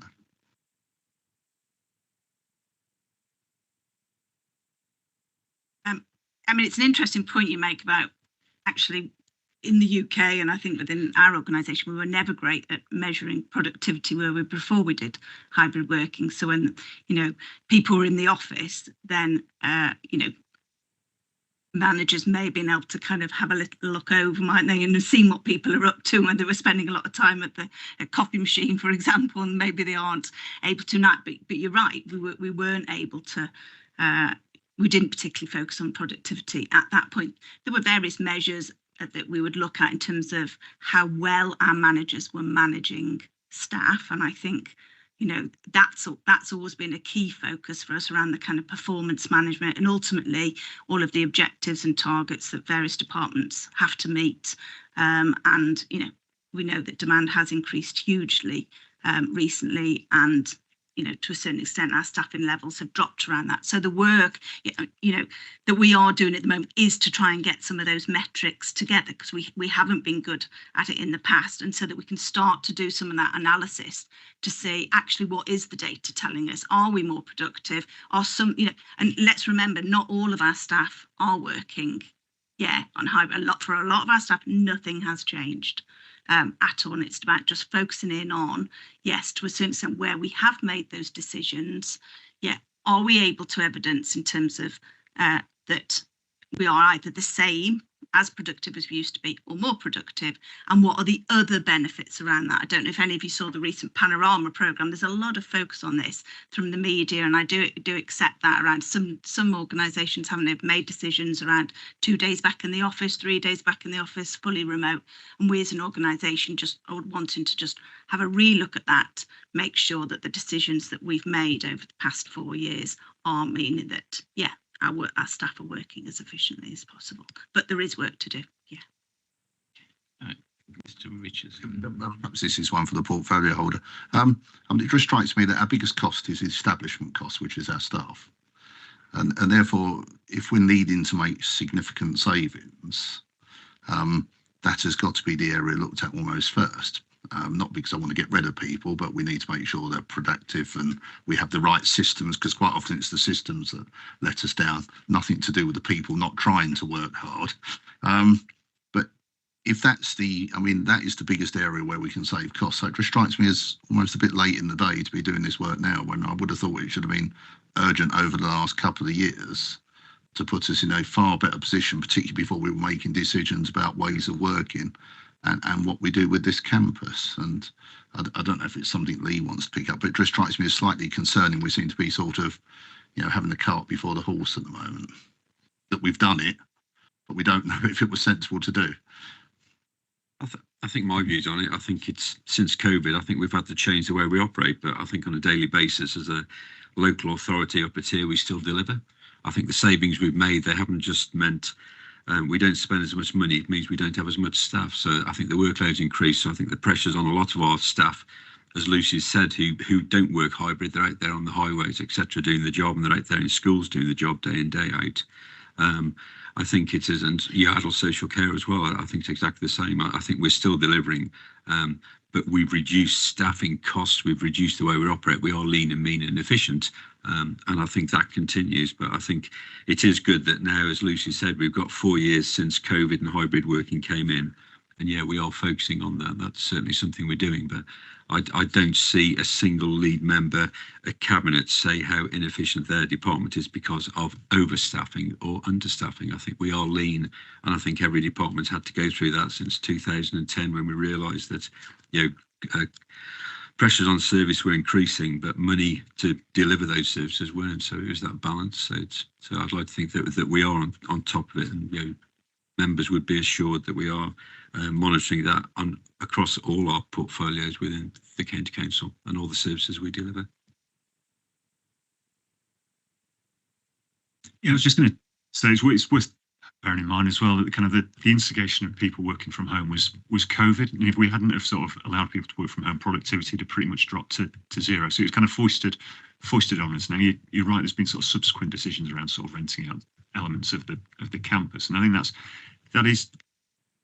it's always very difficult to sort of the productivity message, and you can see it or measures, and you can see it sort of worldwide. People are sort of grappling with that sort of working from home, hybrid, or sort of in the office, and where the consensus does seem to be settling. If you leave people working from home 100% of the time, their productivity does drop away. It's kind of complete isolation, but you can get sort of the benefits out of the hybrid working as long as you get that mix of things right. So I think it's more about how do we refine the sort of the operating model that we've got, as opposed to necessarily sort of pushing to the extremes, which is often not sort of, I suppose, the right answer. So I think the world as a whole is starting to work through this, but we can give assurance around productivity. As we see the size of the council growing, it won't be lost on members that there's only sort of growth in the sort of the corporate resources paper for sort of cyber cover, but the sort of the growth around sort of the council in terms of that sort of extra care packages or more sort of complexity keeps going up. So as an overhead in terms of kind of corporate resources, it is shrinking compared to the scale of the council, which is kind of one of the key productivity measures that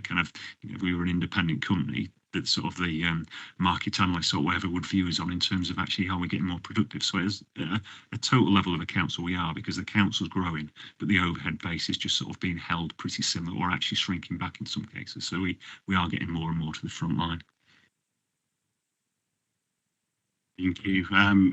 Completely heard the point about productivity, and absolutely right.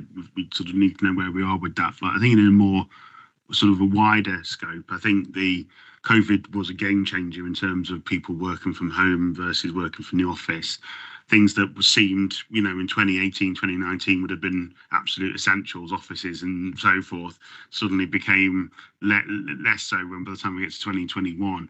And I think, therefore, we need to be, we need to see where we are in the wider scope of employment around the country. And by that, what I mean is if we suddenly said, and I'm not necessarily saying that's what you're calling for, but if we necessarily said, right, we're just going to go back to how life was in 2019 and just you have to be in the office and you can't work from home, I think we would risk potentially losing people to other industries, because now we're, 4 or 5 years down the line, people are more used to being able to work from home. It gives them a different sort of work-life balance. And obviously being working from home also means that you're less confined geographically. So you could work in, London or Newcastle or wherever and still live in Leicester. So therefore your scope, if you're able to work from home, is wider. So that's an advantage and a disadvantage. And that means we obviously risk losing people to businesses anywhere, but that also means we can bring in people from anywhere. So I do think that there are sort of pluses and minuses to it, but I do feel that the world has changed now, and I don't think we'll be putting the genie back in the bottle, to be honest, is my view. Mr. Prisby. Thank you, Chair, and thank you, Lucy. I think members will agree that one of our roles is very much a frontline customer services role. We actually deal with the constituents and we deal with the residents. And a question that often comes to my door is frustrations of why they can't get hold of anybody. Why can I not speak directly to somebody who is a decision maker? And I talk to them about the administration and the protocols and the loops we have to jump through. So my question is quite straightforward, really. It's about the modality of your auditing processes, about your efficiency. Is there not a really good argument to suggest that if I was doing a time and motion or exercise with my own staff, that actually my public profile reveal absolute efficiency? So I'm going to ask a straightforward question: is who actually audits externally the productivity of the council and its officers? Is there an external auditor? I was a teacher, and every 4 years I had the soles of my feet whipped by Ofsted, who came in externally and checked that everybody was delivering to within the hours that they were supposed to deliver, that we were on site, and that there was efficient teaching and learning and everything was being done. And that there was no argument for me to protest because they're an external organisation. I'm asking, do we actually invite an external auditor to come in and actually reveal publicly in report that what we're doing is efficient and that actually working from home is an efficiency saving, that it is working? Or do we actually engineer and provide that information internally ourselves? Thank you. It's kind of, I suppose it's a mixed piece in terms of the regulators that we've got, but the best fit is probably Grant Thornton. They don't just audit the statutory accounts, they do sort of the best value inspection as well. So they do that overarching kind of look at what arrangements have we got in place that we're making kind of sort of, I suppose, the decisions in the right way. And they do a bit of benchmarking as well. And it's kind of, the benchmarking that we sort of get subject to does show us consistently as being one of the lowest spending councils in the country. I mean, you could argue as to the why, in some ways it's because we don't have a lot of choice, that we're low funded, hence you have to be kind of pretty efficient compared to your peers anyway. So we do get that external assurance. We do obviously kind of, we're £1 billion a year kind of organisation, so Grant Thornton coming in only sort of gets one aspect of that. But part of the other aspect of it is why Lee mentioned sort of companies like Newton Europe, and we've used other firms in the past, where you do get that kind of BDI of kind of other people who's kind of, it is their sort of their raison d'etre to find efficiency saving and make sure we're working. So we kind of, I think it's from those two aspects. We do pretty well as an organisation when we get those external kind of reviews in, but we are also open as an organisation to people coming in and critiquing and telling us where we can change as well. Thank you, Declan. I absolutely agree with what my colleague, Councillor Poland, said.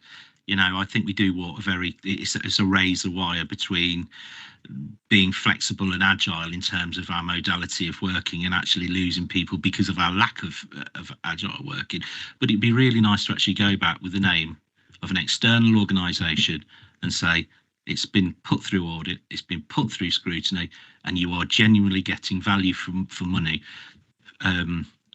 as scrutinised by an organisation that's not internal. So it'd be really nice to have that as a part of our toolkit when we speak to our residents. Thank you.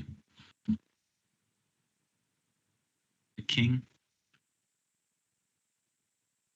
Yeah, thanks, Chair. I just go back to, sorry, I can't see your name on the Lucy. Yeah, thanks.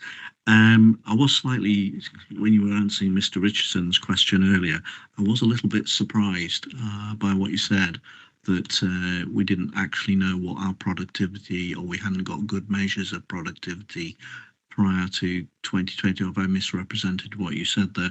I am a little bit concerned that we're only, you know, the pandemic was 5 years ago in March, and I personally, I don't particularly like remote working. I don't think it's very effective. I think it's ineffective for lots of reasons, which I'm not going to go on about. But if we can demonstrate that what we're doing is working and working well, that's what we need to do, because picking up Mr. Frisbee's point, that's what the taxpayer, that's the residents ask us. They say, how do you know it's working? How do you know that having lots of your staff working from home is working, or remotely, wherever they're working from, is actually working for us, working for Leicestershire? And it's, yes, we can refer to Grant Thornton's and their very nebulous report on what they've found and all this sort of stuff, but most taxpayers aren't going to go and look at that. They want us to be able to say, well, we've done this, you know, and this is what we found. Productivity has gone up, or it's, you know, or whatever. So I think it would be really helpful at some point when you are able to bring those KPIs of what we mean by productivity, for us to then go out there. So that was the thing I wanted to say. But I'd also love to, because I'd love to be able to see the data that backs up all the claims that the lead member and senior officer team have made about how efficient and productive our teams are. I'm not disputing that they aren't. I'd just love to see the data that backs up all these mean and lean claims. Thank you. Okay. Any more comments, questions at this stage? No. Do you want to carry on, Declan? Kind of blurred a bit, so I suppose the next section was the savings proposal, so it's just whether there's any additional pieces on that. Anyone have any questions, comments on that? No. Okay, so next part. And then the final section was the capital, which we've touched on a little bit, so it's just whether there's any more questions on capital. Any more questions, comments from members on that part? No. Okay. Mrs. Taylor's online. Did you have anything you wanted to say at this stage? No. Okay. Anyone else have anything else to add on this item? No. Okay. Well, thank you everybody for your questions, comments, and to everyone for answering questions on them. It moves us on to item 11, which is the medium-term financial strategy 25, 26, 28, 29, consideration of responses from the other overview and scrutiny committees. You should have had a report through outlining the submissions from each of the committees, and officers, lead members. Do you have any comments to add to these before I see if the chairs of the respective committees have any? Okay, do any of the chairs of the committees want to comment on their submissions? No. Nobody? No. Okay, any members have any comments about the various submissions from each of the committees? No. Okay, well, thank you to all of the comment? Mr. Just to say thanks to the committees. I mean, there's so much work goes on as how we scrutinise the sort of budget aspects, and I think once again it's been well debated, it's been well documented, and I certainly thank the chairs for the work they do. It obviously comes into Scrutiny Commission, but I think without it, I think we would be a much poorer authority. So I think scrutiny is very valid, and I think we do an excellent job here. So yeah, thank you to the chairs and the committees and the work that goes on, because it is a lot of work. So thank you. Thank you. Anyone else? Anything to add? No. Okay. So thank you to the Scrutiny Committees for their comments, which will be passed to the Cabinet for consideration as well. Thank you. So that moves us on to item 12, which is the draft revised Investing in Leicestershire programme portfolio, which you'll find on pages 137 to 178 of your reports. For this item, we have Lucy Littlefair, Assistant Director of Corporate Resources, again to introduce the report. So, Lucy, do you want to go ahead? Thank you. Thank you, Chair. So the purpose of the report is to seek the Commission's feedback on the draft revised Investing in Leicestershire's programme strategy, which will cover the period 2025 until 2029, and is included as an appendix to the report. The strategy sets out the Council's proposed approach to both existing and future assets in terms of their management and their investment. The report includes the background, which many of you will be aware of the Investing in Leicestershire, as we call the ILP portfolio and programme. And then from paragraph 13 onwards, it sets out the considerations that both myself and Simone, from a finance perspective, and our teams have pulled together in terms of what we think needs to be included within the strategy from 2025 onwards. So ultimately, it's making sure that the investment priorities remained aligned with the Council's strategic plan, and as that gets updated, we'll need to make sure that the ILP strategy reflects that as we go forward, and also about the rationale and ultimately the aims of the Council when we buy and when we own property investments, and that they're clearly set out within that strategy. As with some of the other themes from today, ultimately the ILP is about supporting growth in the county and its economic area of influence, and to maximise the returns on the council-owned property assets. And ultimately it's about being able to support the delivery of our frontline services through increased income generation.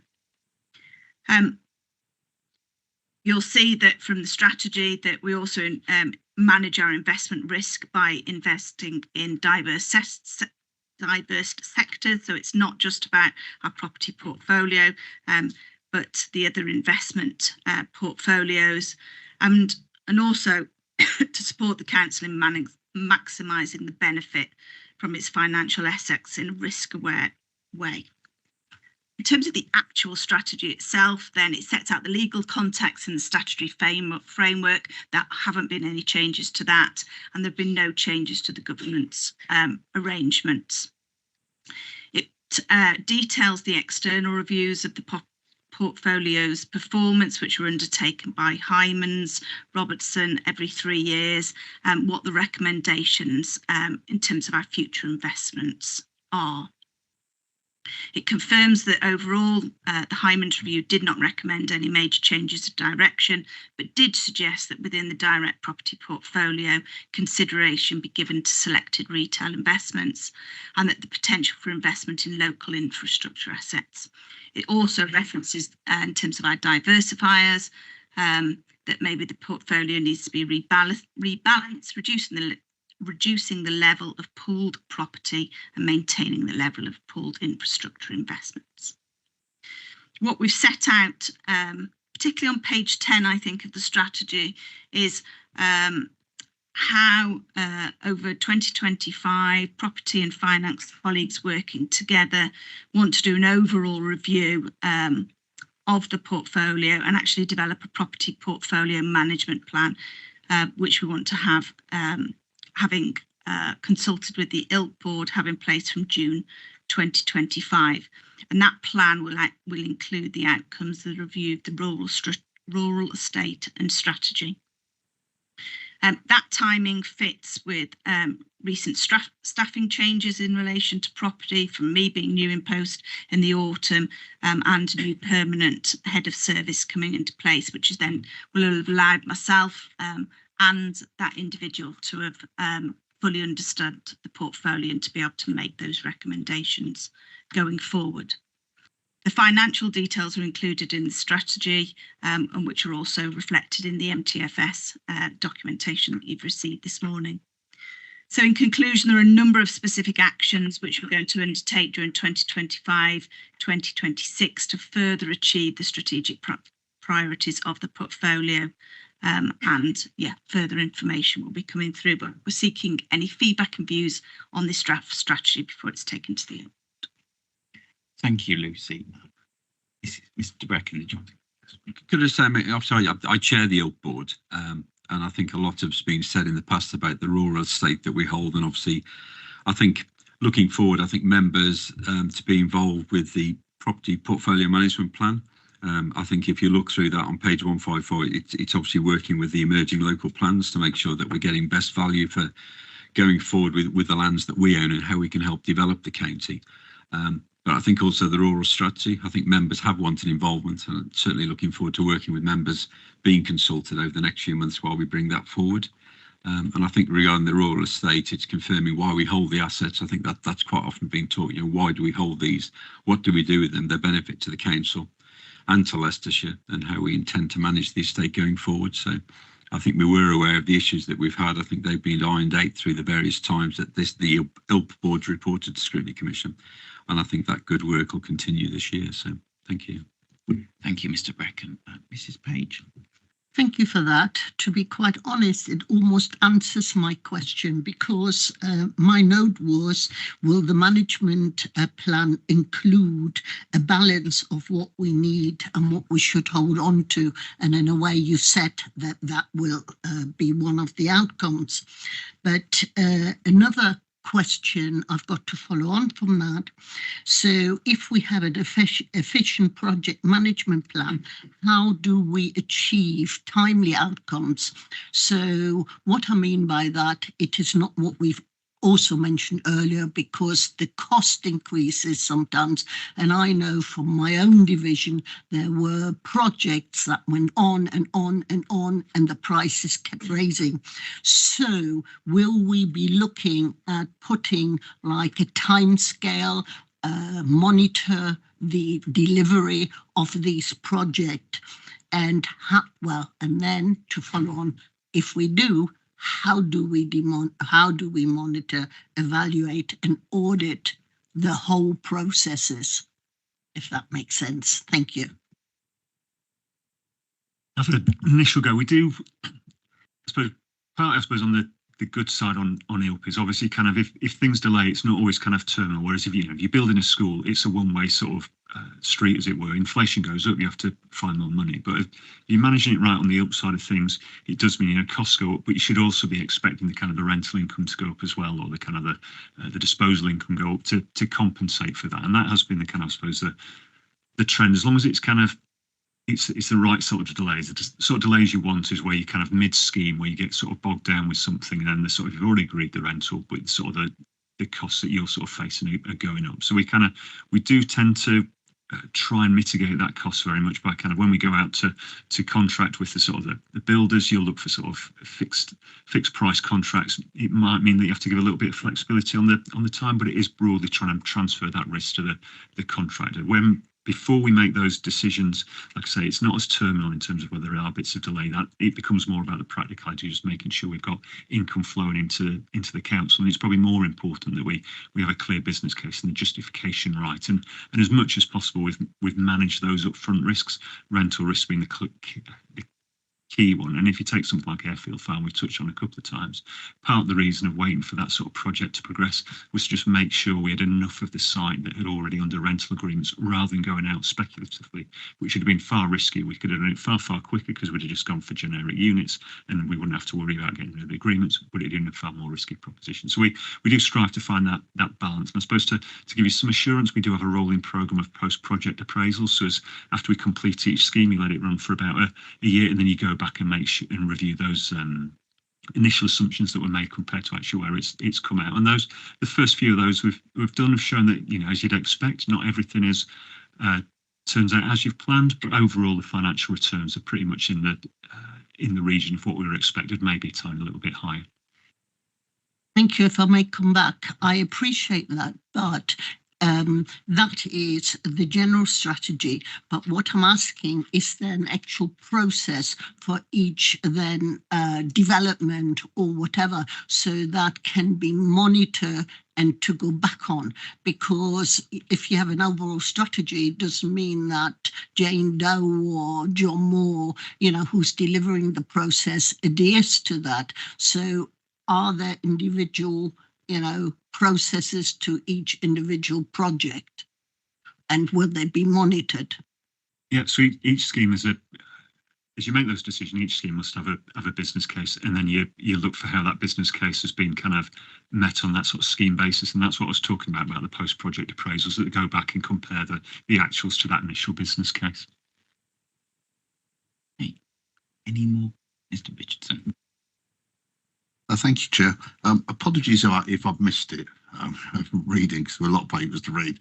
But what I missed from the strategy was any inspection plan for the properties. Now, bearing in mind the problems we had at one of our farms, and hopefully we've learned our lesson from that, I would have expected this to actually contain a grid for how physical inspections would be taking place, by whom, on what frequency, to reassure us that we're not in a similar situation again. Now, I appreciate, you know, someone can dump stuff on at any time, but this went on over a considerable period. I've spoken to some very large players in the market, particularly those who do manage tenanted farms, and they generally have someone inspect each of those farms every quarter, which they maintain is the industry average, which we don't seem to have done. So why is there no section in this strategy? And what is our inspection regime, and what does it look like, done by who, on what frequency? So it's not included in this strategy just because it's the overarching one, so it's just a level of detail below it. It will be included in the rural strategy that's to come, that you can sort of, I suppose, debate over. So in terms of the inspection, they take different forms, which is always the sort of the difficulty in terms of just sort of giving a purely clean answer. But in terms of just an inspection to just go inspect the site, it tends to be sort of once a year. It's quite an expensive exercise because you've got to get sort of people out the write up. But and then it's sort of periodic inspections that are sort of just picked up, not necessarily inspection, but I suppose visits to the site, depending on sort of the nature of that site. We've talked to a leading land agent, and they don't have a sort of a set schedule. I'd suggest a quarterly inspections would be very unusual. You may get it on a very compact estate where it is possible to just basically drive around and visit the estates. For a county estate like ours, it'd be very, very unusual to be doing quarterly inspections of every site. It's just it's not something we've been advised is the norm. You are right, you do need to kind of keep a presence, you do need to keep an eye on sort of what the tenant is doing, but it is always trying to balance between kind of them just being able to have the quiet enjoyment of them running the farm to their sort of their you know, it's their family, it's basically their family home, it's their family business. You can't go in there sort of nosing around each time, with the balance of sort of making sure our interests are protected.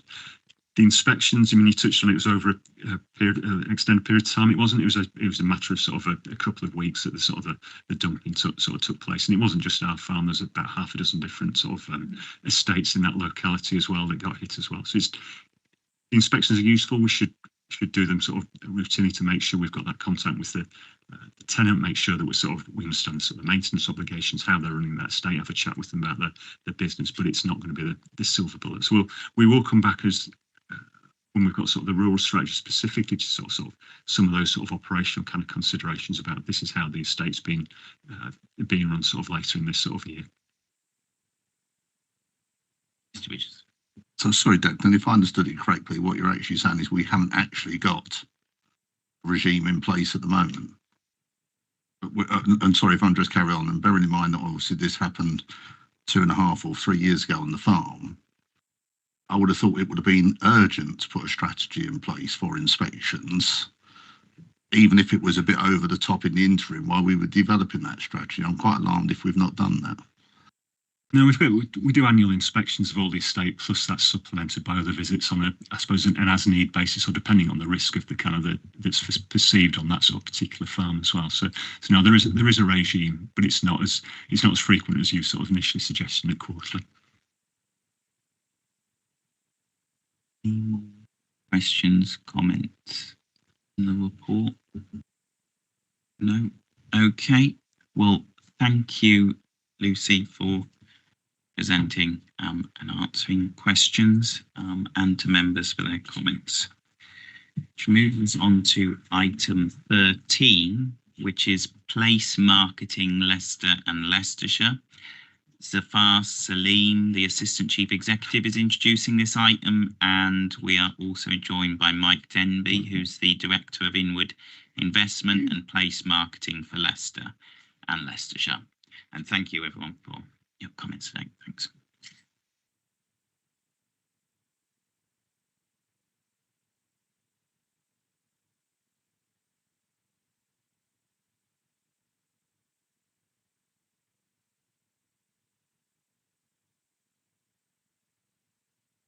Thank you. Yeah, thank you, Chair. If I just cover a few things.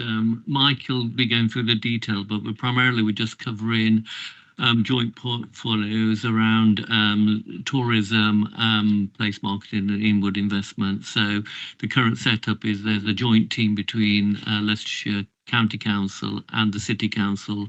Mike's based at the City Council, and then there's some staff that we place in the service as well. So we generally run it as a partnership. I would say in terms of partnership arrangements, it does include strong collaborative working with the private sector and all of our district colleagues as well, plus in some cases the universities as well.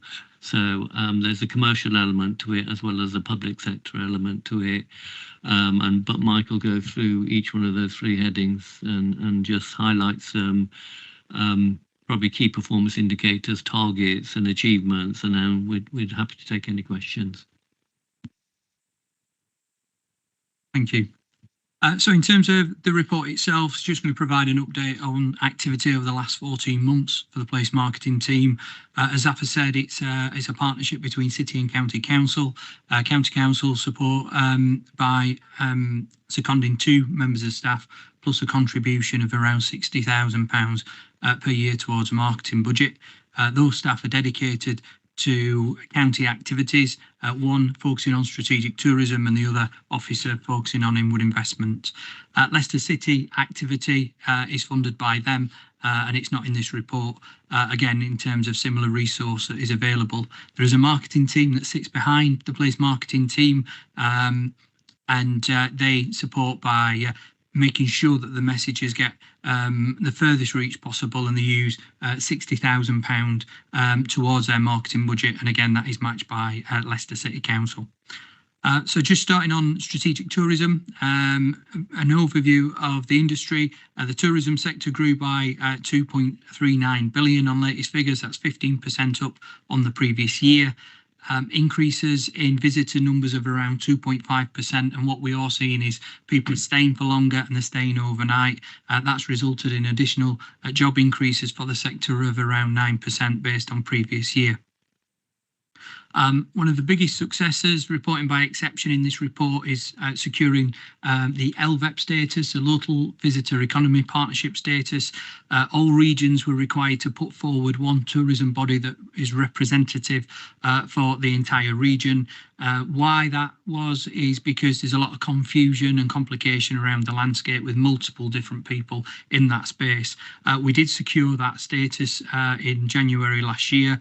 We're now the only recognised organisation by Visit England and Visit Britain covering Leicester and Leicestershire. That allows us to participate in their campaigns, and we're guided by an advisory board which is made up of public and private sector businesses.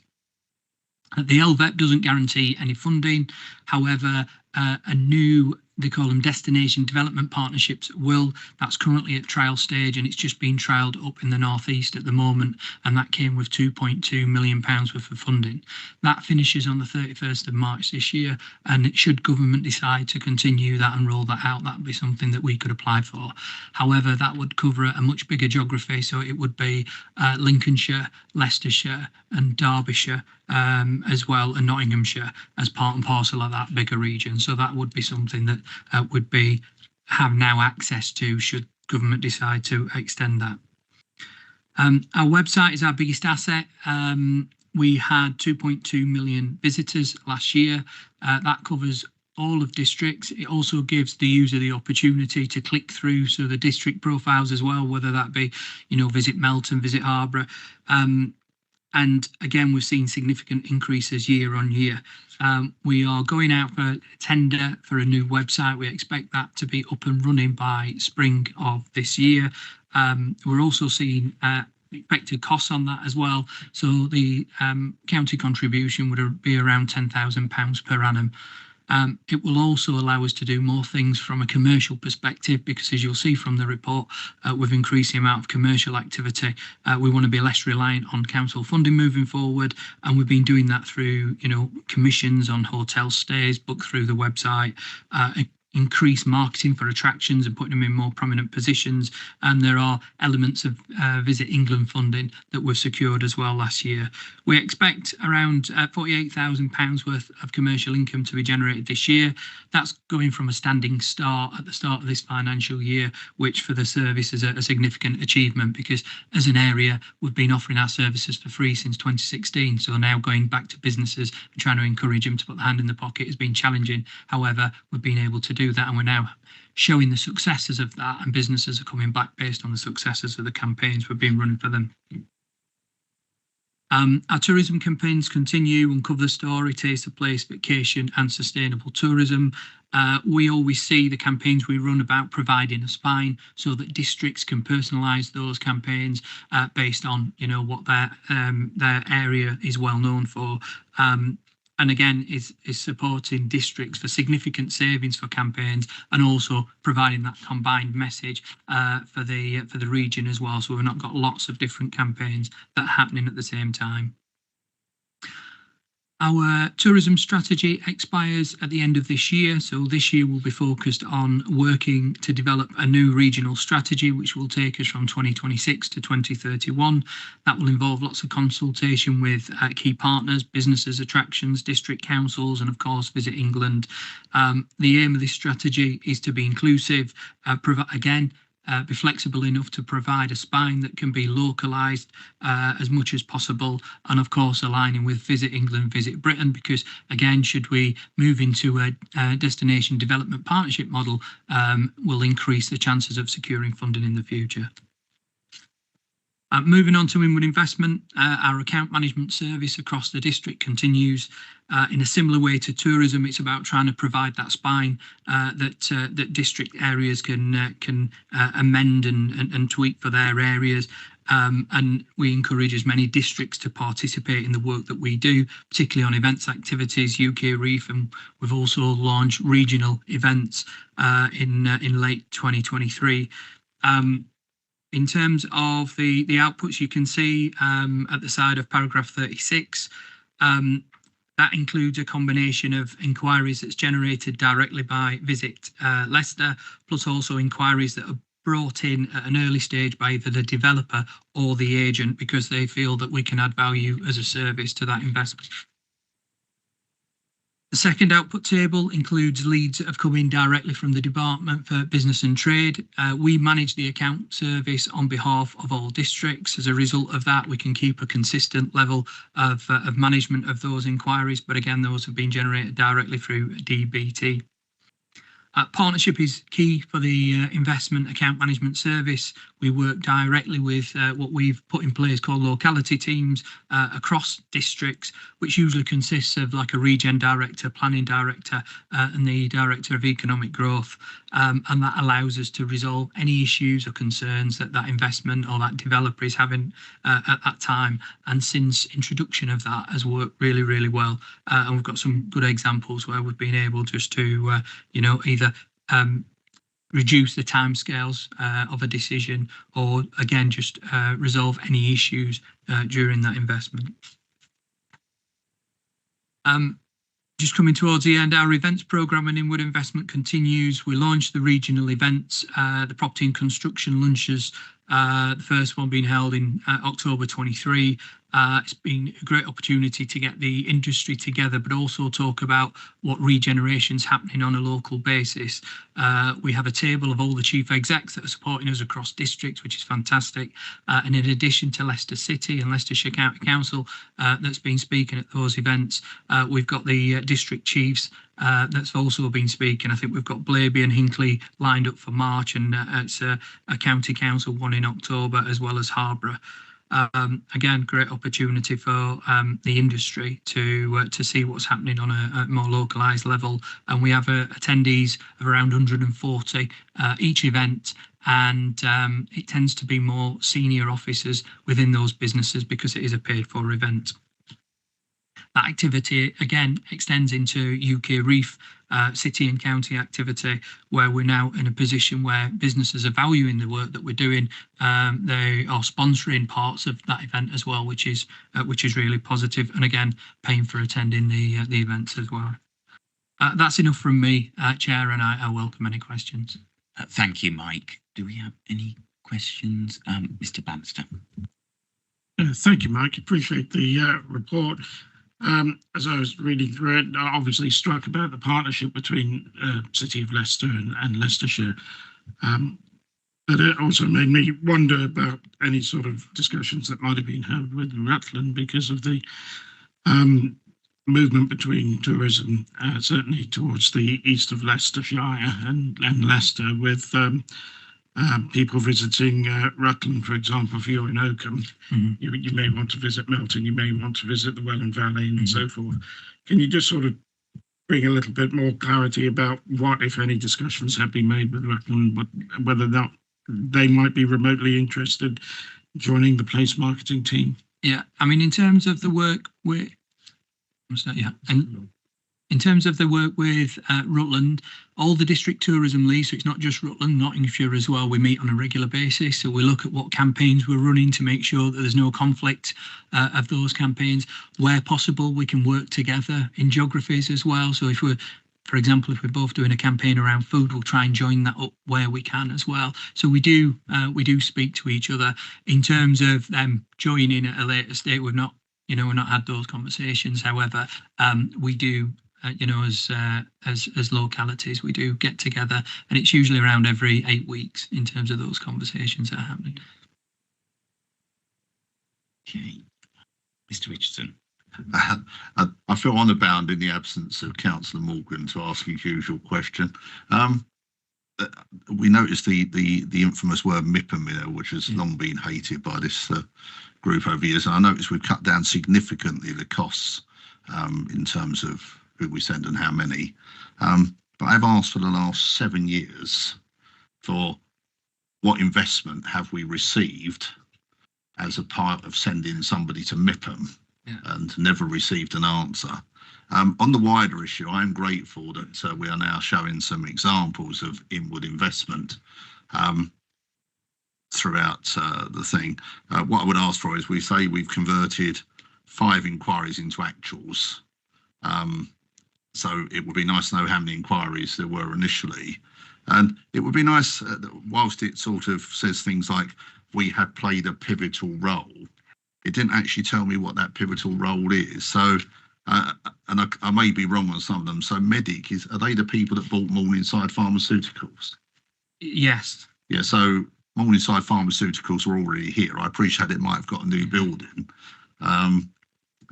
It's only because one of my wife's best friends is a very senior person in Medic, and she did seem to indicate that that most of it they've done themselves. So I wonder what was the key point we provided, how much resource did we put into it, how much time, because I never get a feeling of, you know, we've got 5 companies, which doesn't seem a lot.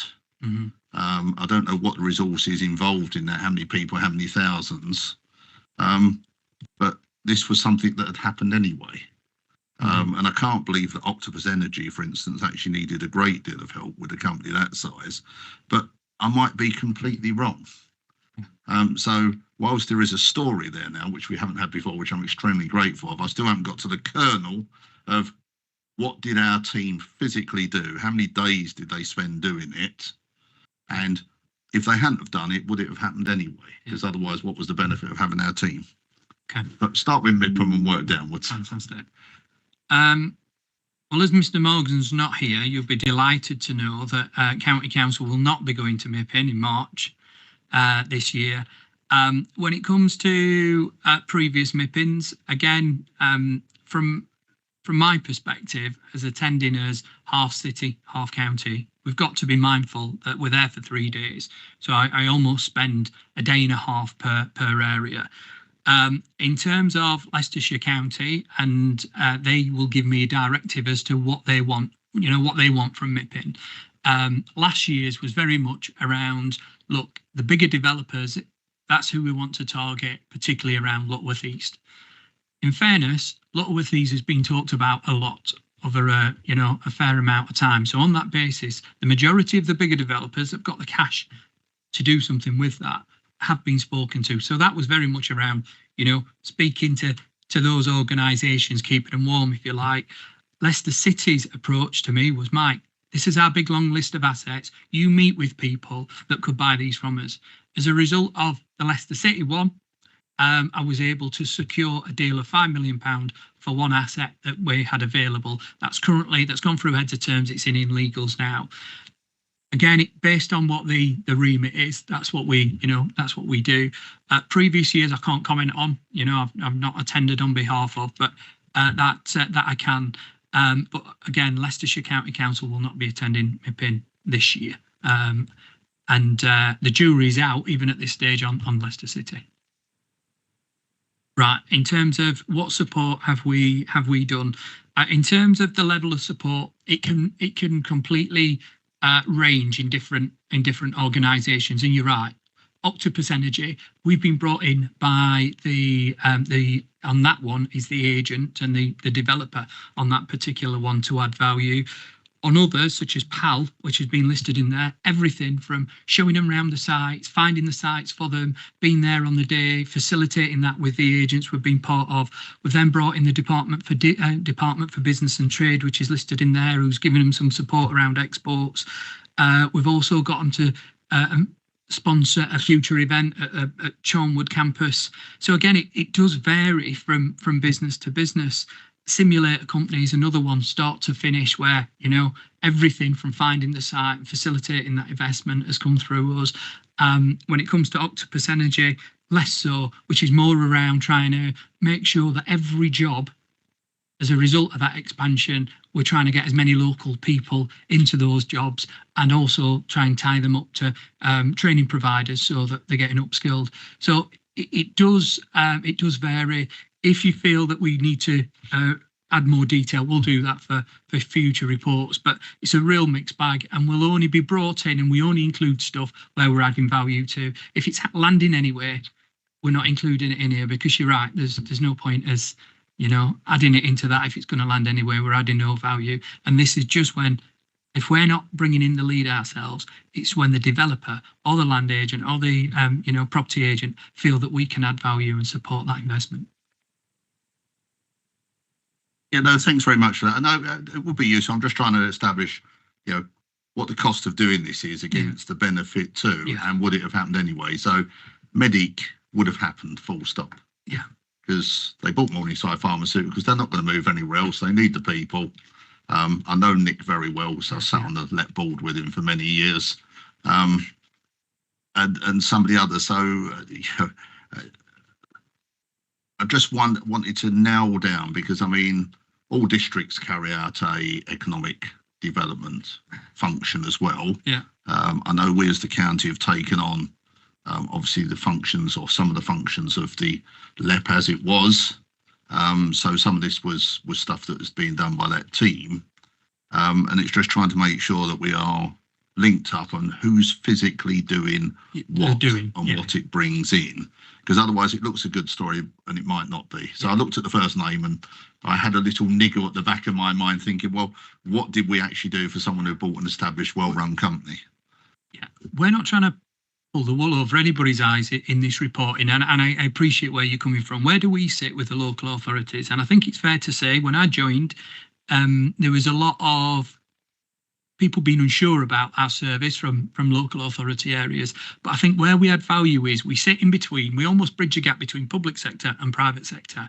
And what it sometimes allows us to do is unlock certain conversations with the investor, the end user. I mean, give you a prime example, a real life example. About 6 weeks ago, we met with a business that's looking to, they've decommissioned their operation in Melton Mowbray. They are currently just using it as open storage and have been for a while. We just met with them, and why we just invest in Leicester only, nobody from Melton Borough Council, just to say to them, what are your plans on long term? Because at the minute it's just open storage, and you know what's your visions? And they said, I'll be honest, Mike, we've got 3 sites. 1 in this country, 2 overseas.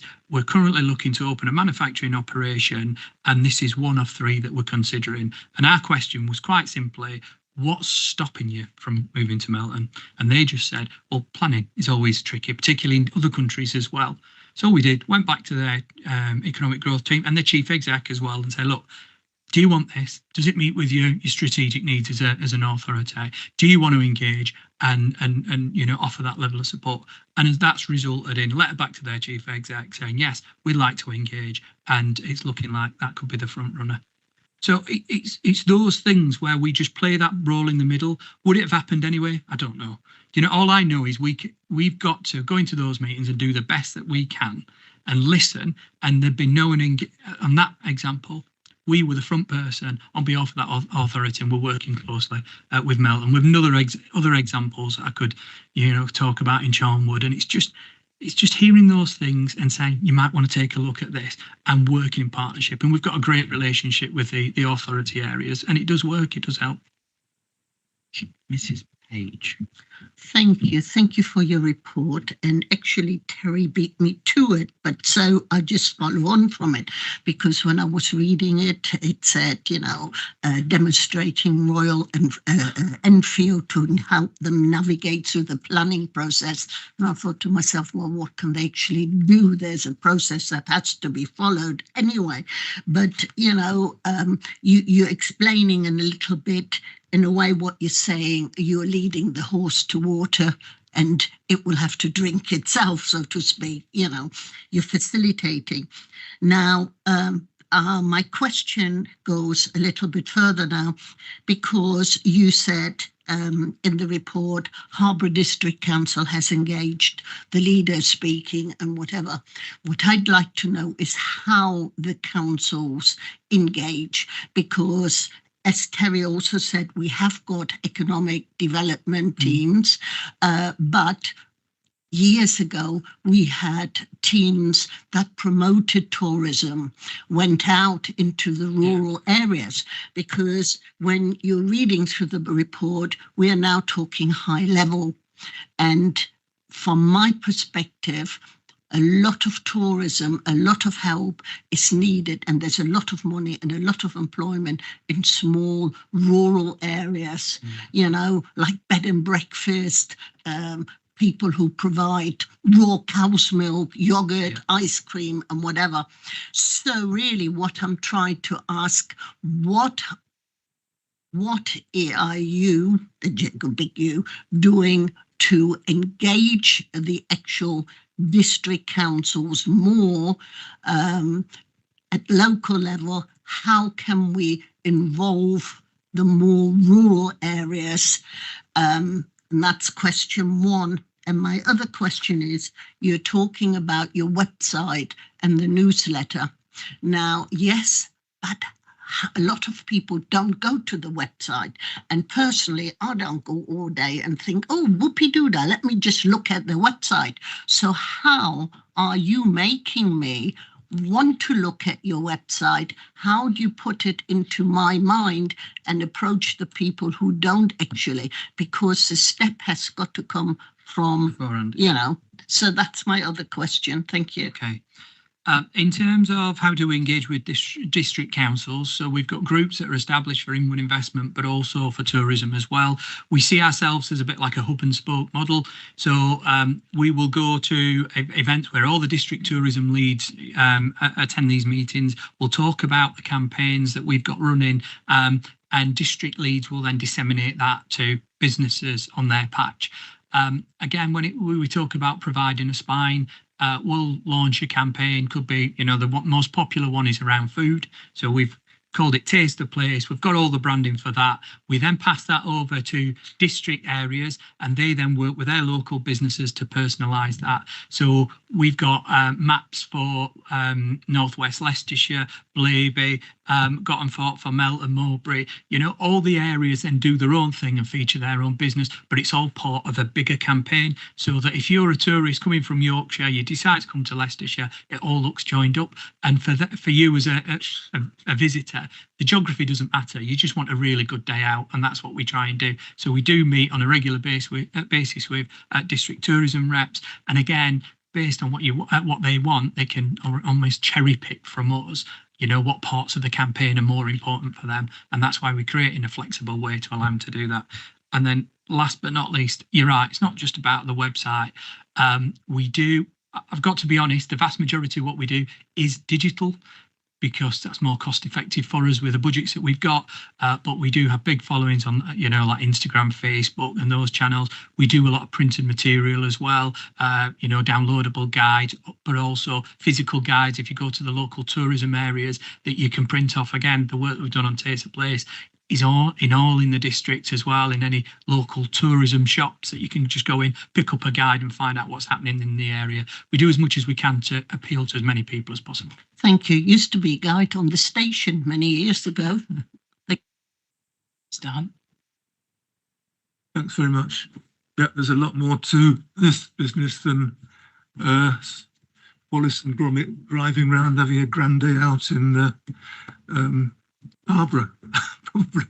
And I can see that from the report. So it's excellent that you're doing new stuff, like the idea of fitcation, for example, but also assisting businesses and universities and so on to bring events to the county, because that brings a lot more money. It does overnight stay in business. Yeah. Finally, on the efficiency thing, I think if you didn't exist, we'd have to invent you, because it does need some coordination with the English Tourist Board and so on. But thanks very much for what you're doing. Thank you. Mr. Bisbee. Thank you, Chair. And because mine's very patch related, I'll spare my colleagues in the room. Mike, I'm going to ask you, employee, please do all you can to drive business to Melton Mowbray. I'm representing Melton Mowbray West. We've had 4 major businesses close in the last 4 years. Some of them were lower skilled placements, which were absolutely vital. That's number one. So if I can support you in that, I know exactly the area you're talking about, and it is right for the picking. I think it's a sleeping giant that could be reworked.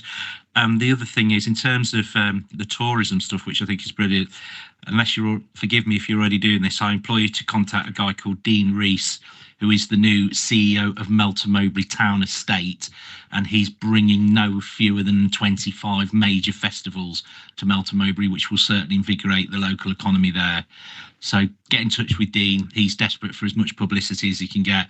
He's just done, he did a big fireworks display and a Queen tribute night, and we had, I think, over 6,000 visitors come to the park, which would be major. But thank you. Actually support, and anything you could do, and if I can help you, please let me know. Thank you, Chair. Thank you, and I'll impress you even more. The reason I'm wearing this green blazer is because it matches with a presentation that I'm off to at Melton Mowbray in an hour about inward investment and driving inward investment to the area. And Dean is also attending. I met him last time round. Grab him. Brilliant. Thank you, Mike. You're ahead of the curve. Cheers. Right, Mr. King. Yeah, thanks. one or two things of what I was going to ask about, say, have been mentioned already. Mike, thanks very much for your report. A couple of things I did want to mention, though, the case studies about the inward investment, that's very helpful. What would be really, I think, a bit more helpful if you could put some timelines on those. Approximates would be good, because they're kind of not, they don't have any dates on them. Whereas the tourism stuff does, which is something I did notice. The only thing I was going to ask about the tourism thing, and something that's been raised with me when previously I was involved in ED at one of the districts as the lead member.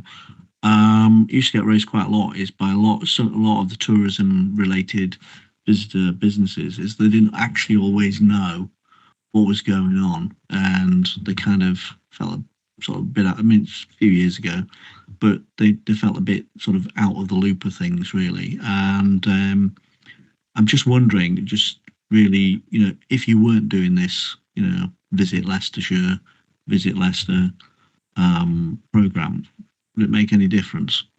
Would some of these businesses just be successful anyway? Because they've got a digital presence of their own, they've got their own media, they've got their own followings. Do they need you to do it for them? I mean, basically, what difference do you make? Inward investment, I get that. That's slightly different because that interface, I think, is really important. But because there are companies, the one you mentioned, maybe they didn't understand they needed someone to hold that metaphorical hand to take them through every stage, whereas others, as Mr. Richardson mentioned, they came and bought an established business that didn't really need you to do anything or very much.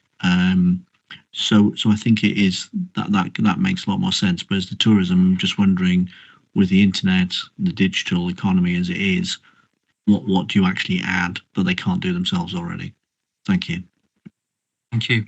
I think in terms of, and really good question, first of all, in terms of where we sort of come into that space is, I'd like to think, I mean, we try and engage with our businesses as much as possible, which is why we've got profile pages on those businesses. If you go onto our website, there's profile pages of all, or as many as our attractions as we can. I think there's about 700 different pages on there, whether it be hotels or cafes or restaurants and attractions. So that we are driving footfall, we're driving traffic to their sites. I've talked about the commercial income. We're having businesses now that are coming to us time after time that are asking for us to do more work for them because they're seeing that real benefit. We've got event sections on our site as well, which we draw attraction to. Businesses are putting their events on our site, and we've even got some software that scrapes from their website and puts onto ours, so they're not having to physically do an action and send us any details. And again, that's a real advantage to them. And we are the only organisation that's recognised by Visit England that's promoting the whole of the region with them in it. All I can go on is the feedback that we receive, the engagement that we get with business. We've improved our digital communications with those businesses as well. Our database, we've invested time, money into that to build that up so that when we've got these new campaigns, we can get that messaging out to those tourism businesses.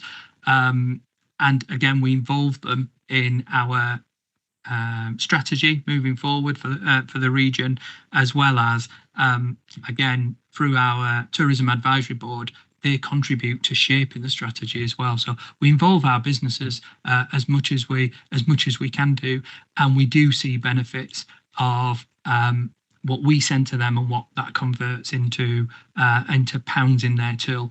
Using one example, I'll not mention the name of the business. We went to see them just before Christmas, and they confirmed that as a result of their free profile on Visit Leicester website, they generated £18,000 of ticket sales. Because they can track that at their end. Now, not all businesses are as sophisticated as that, but they were. So we, anecdotally, we can see that happening in real life. Thank you.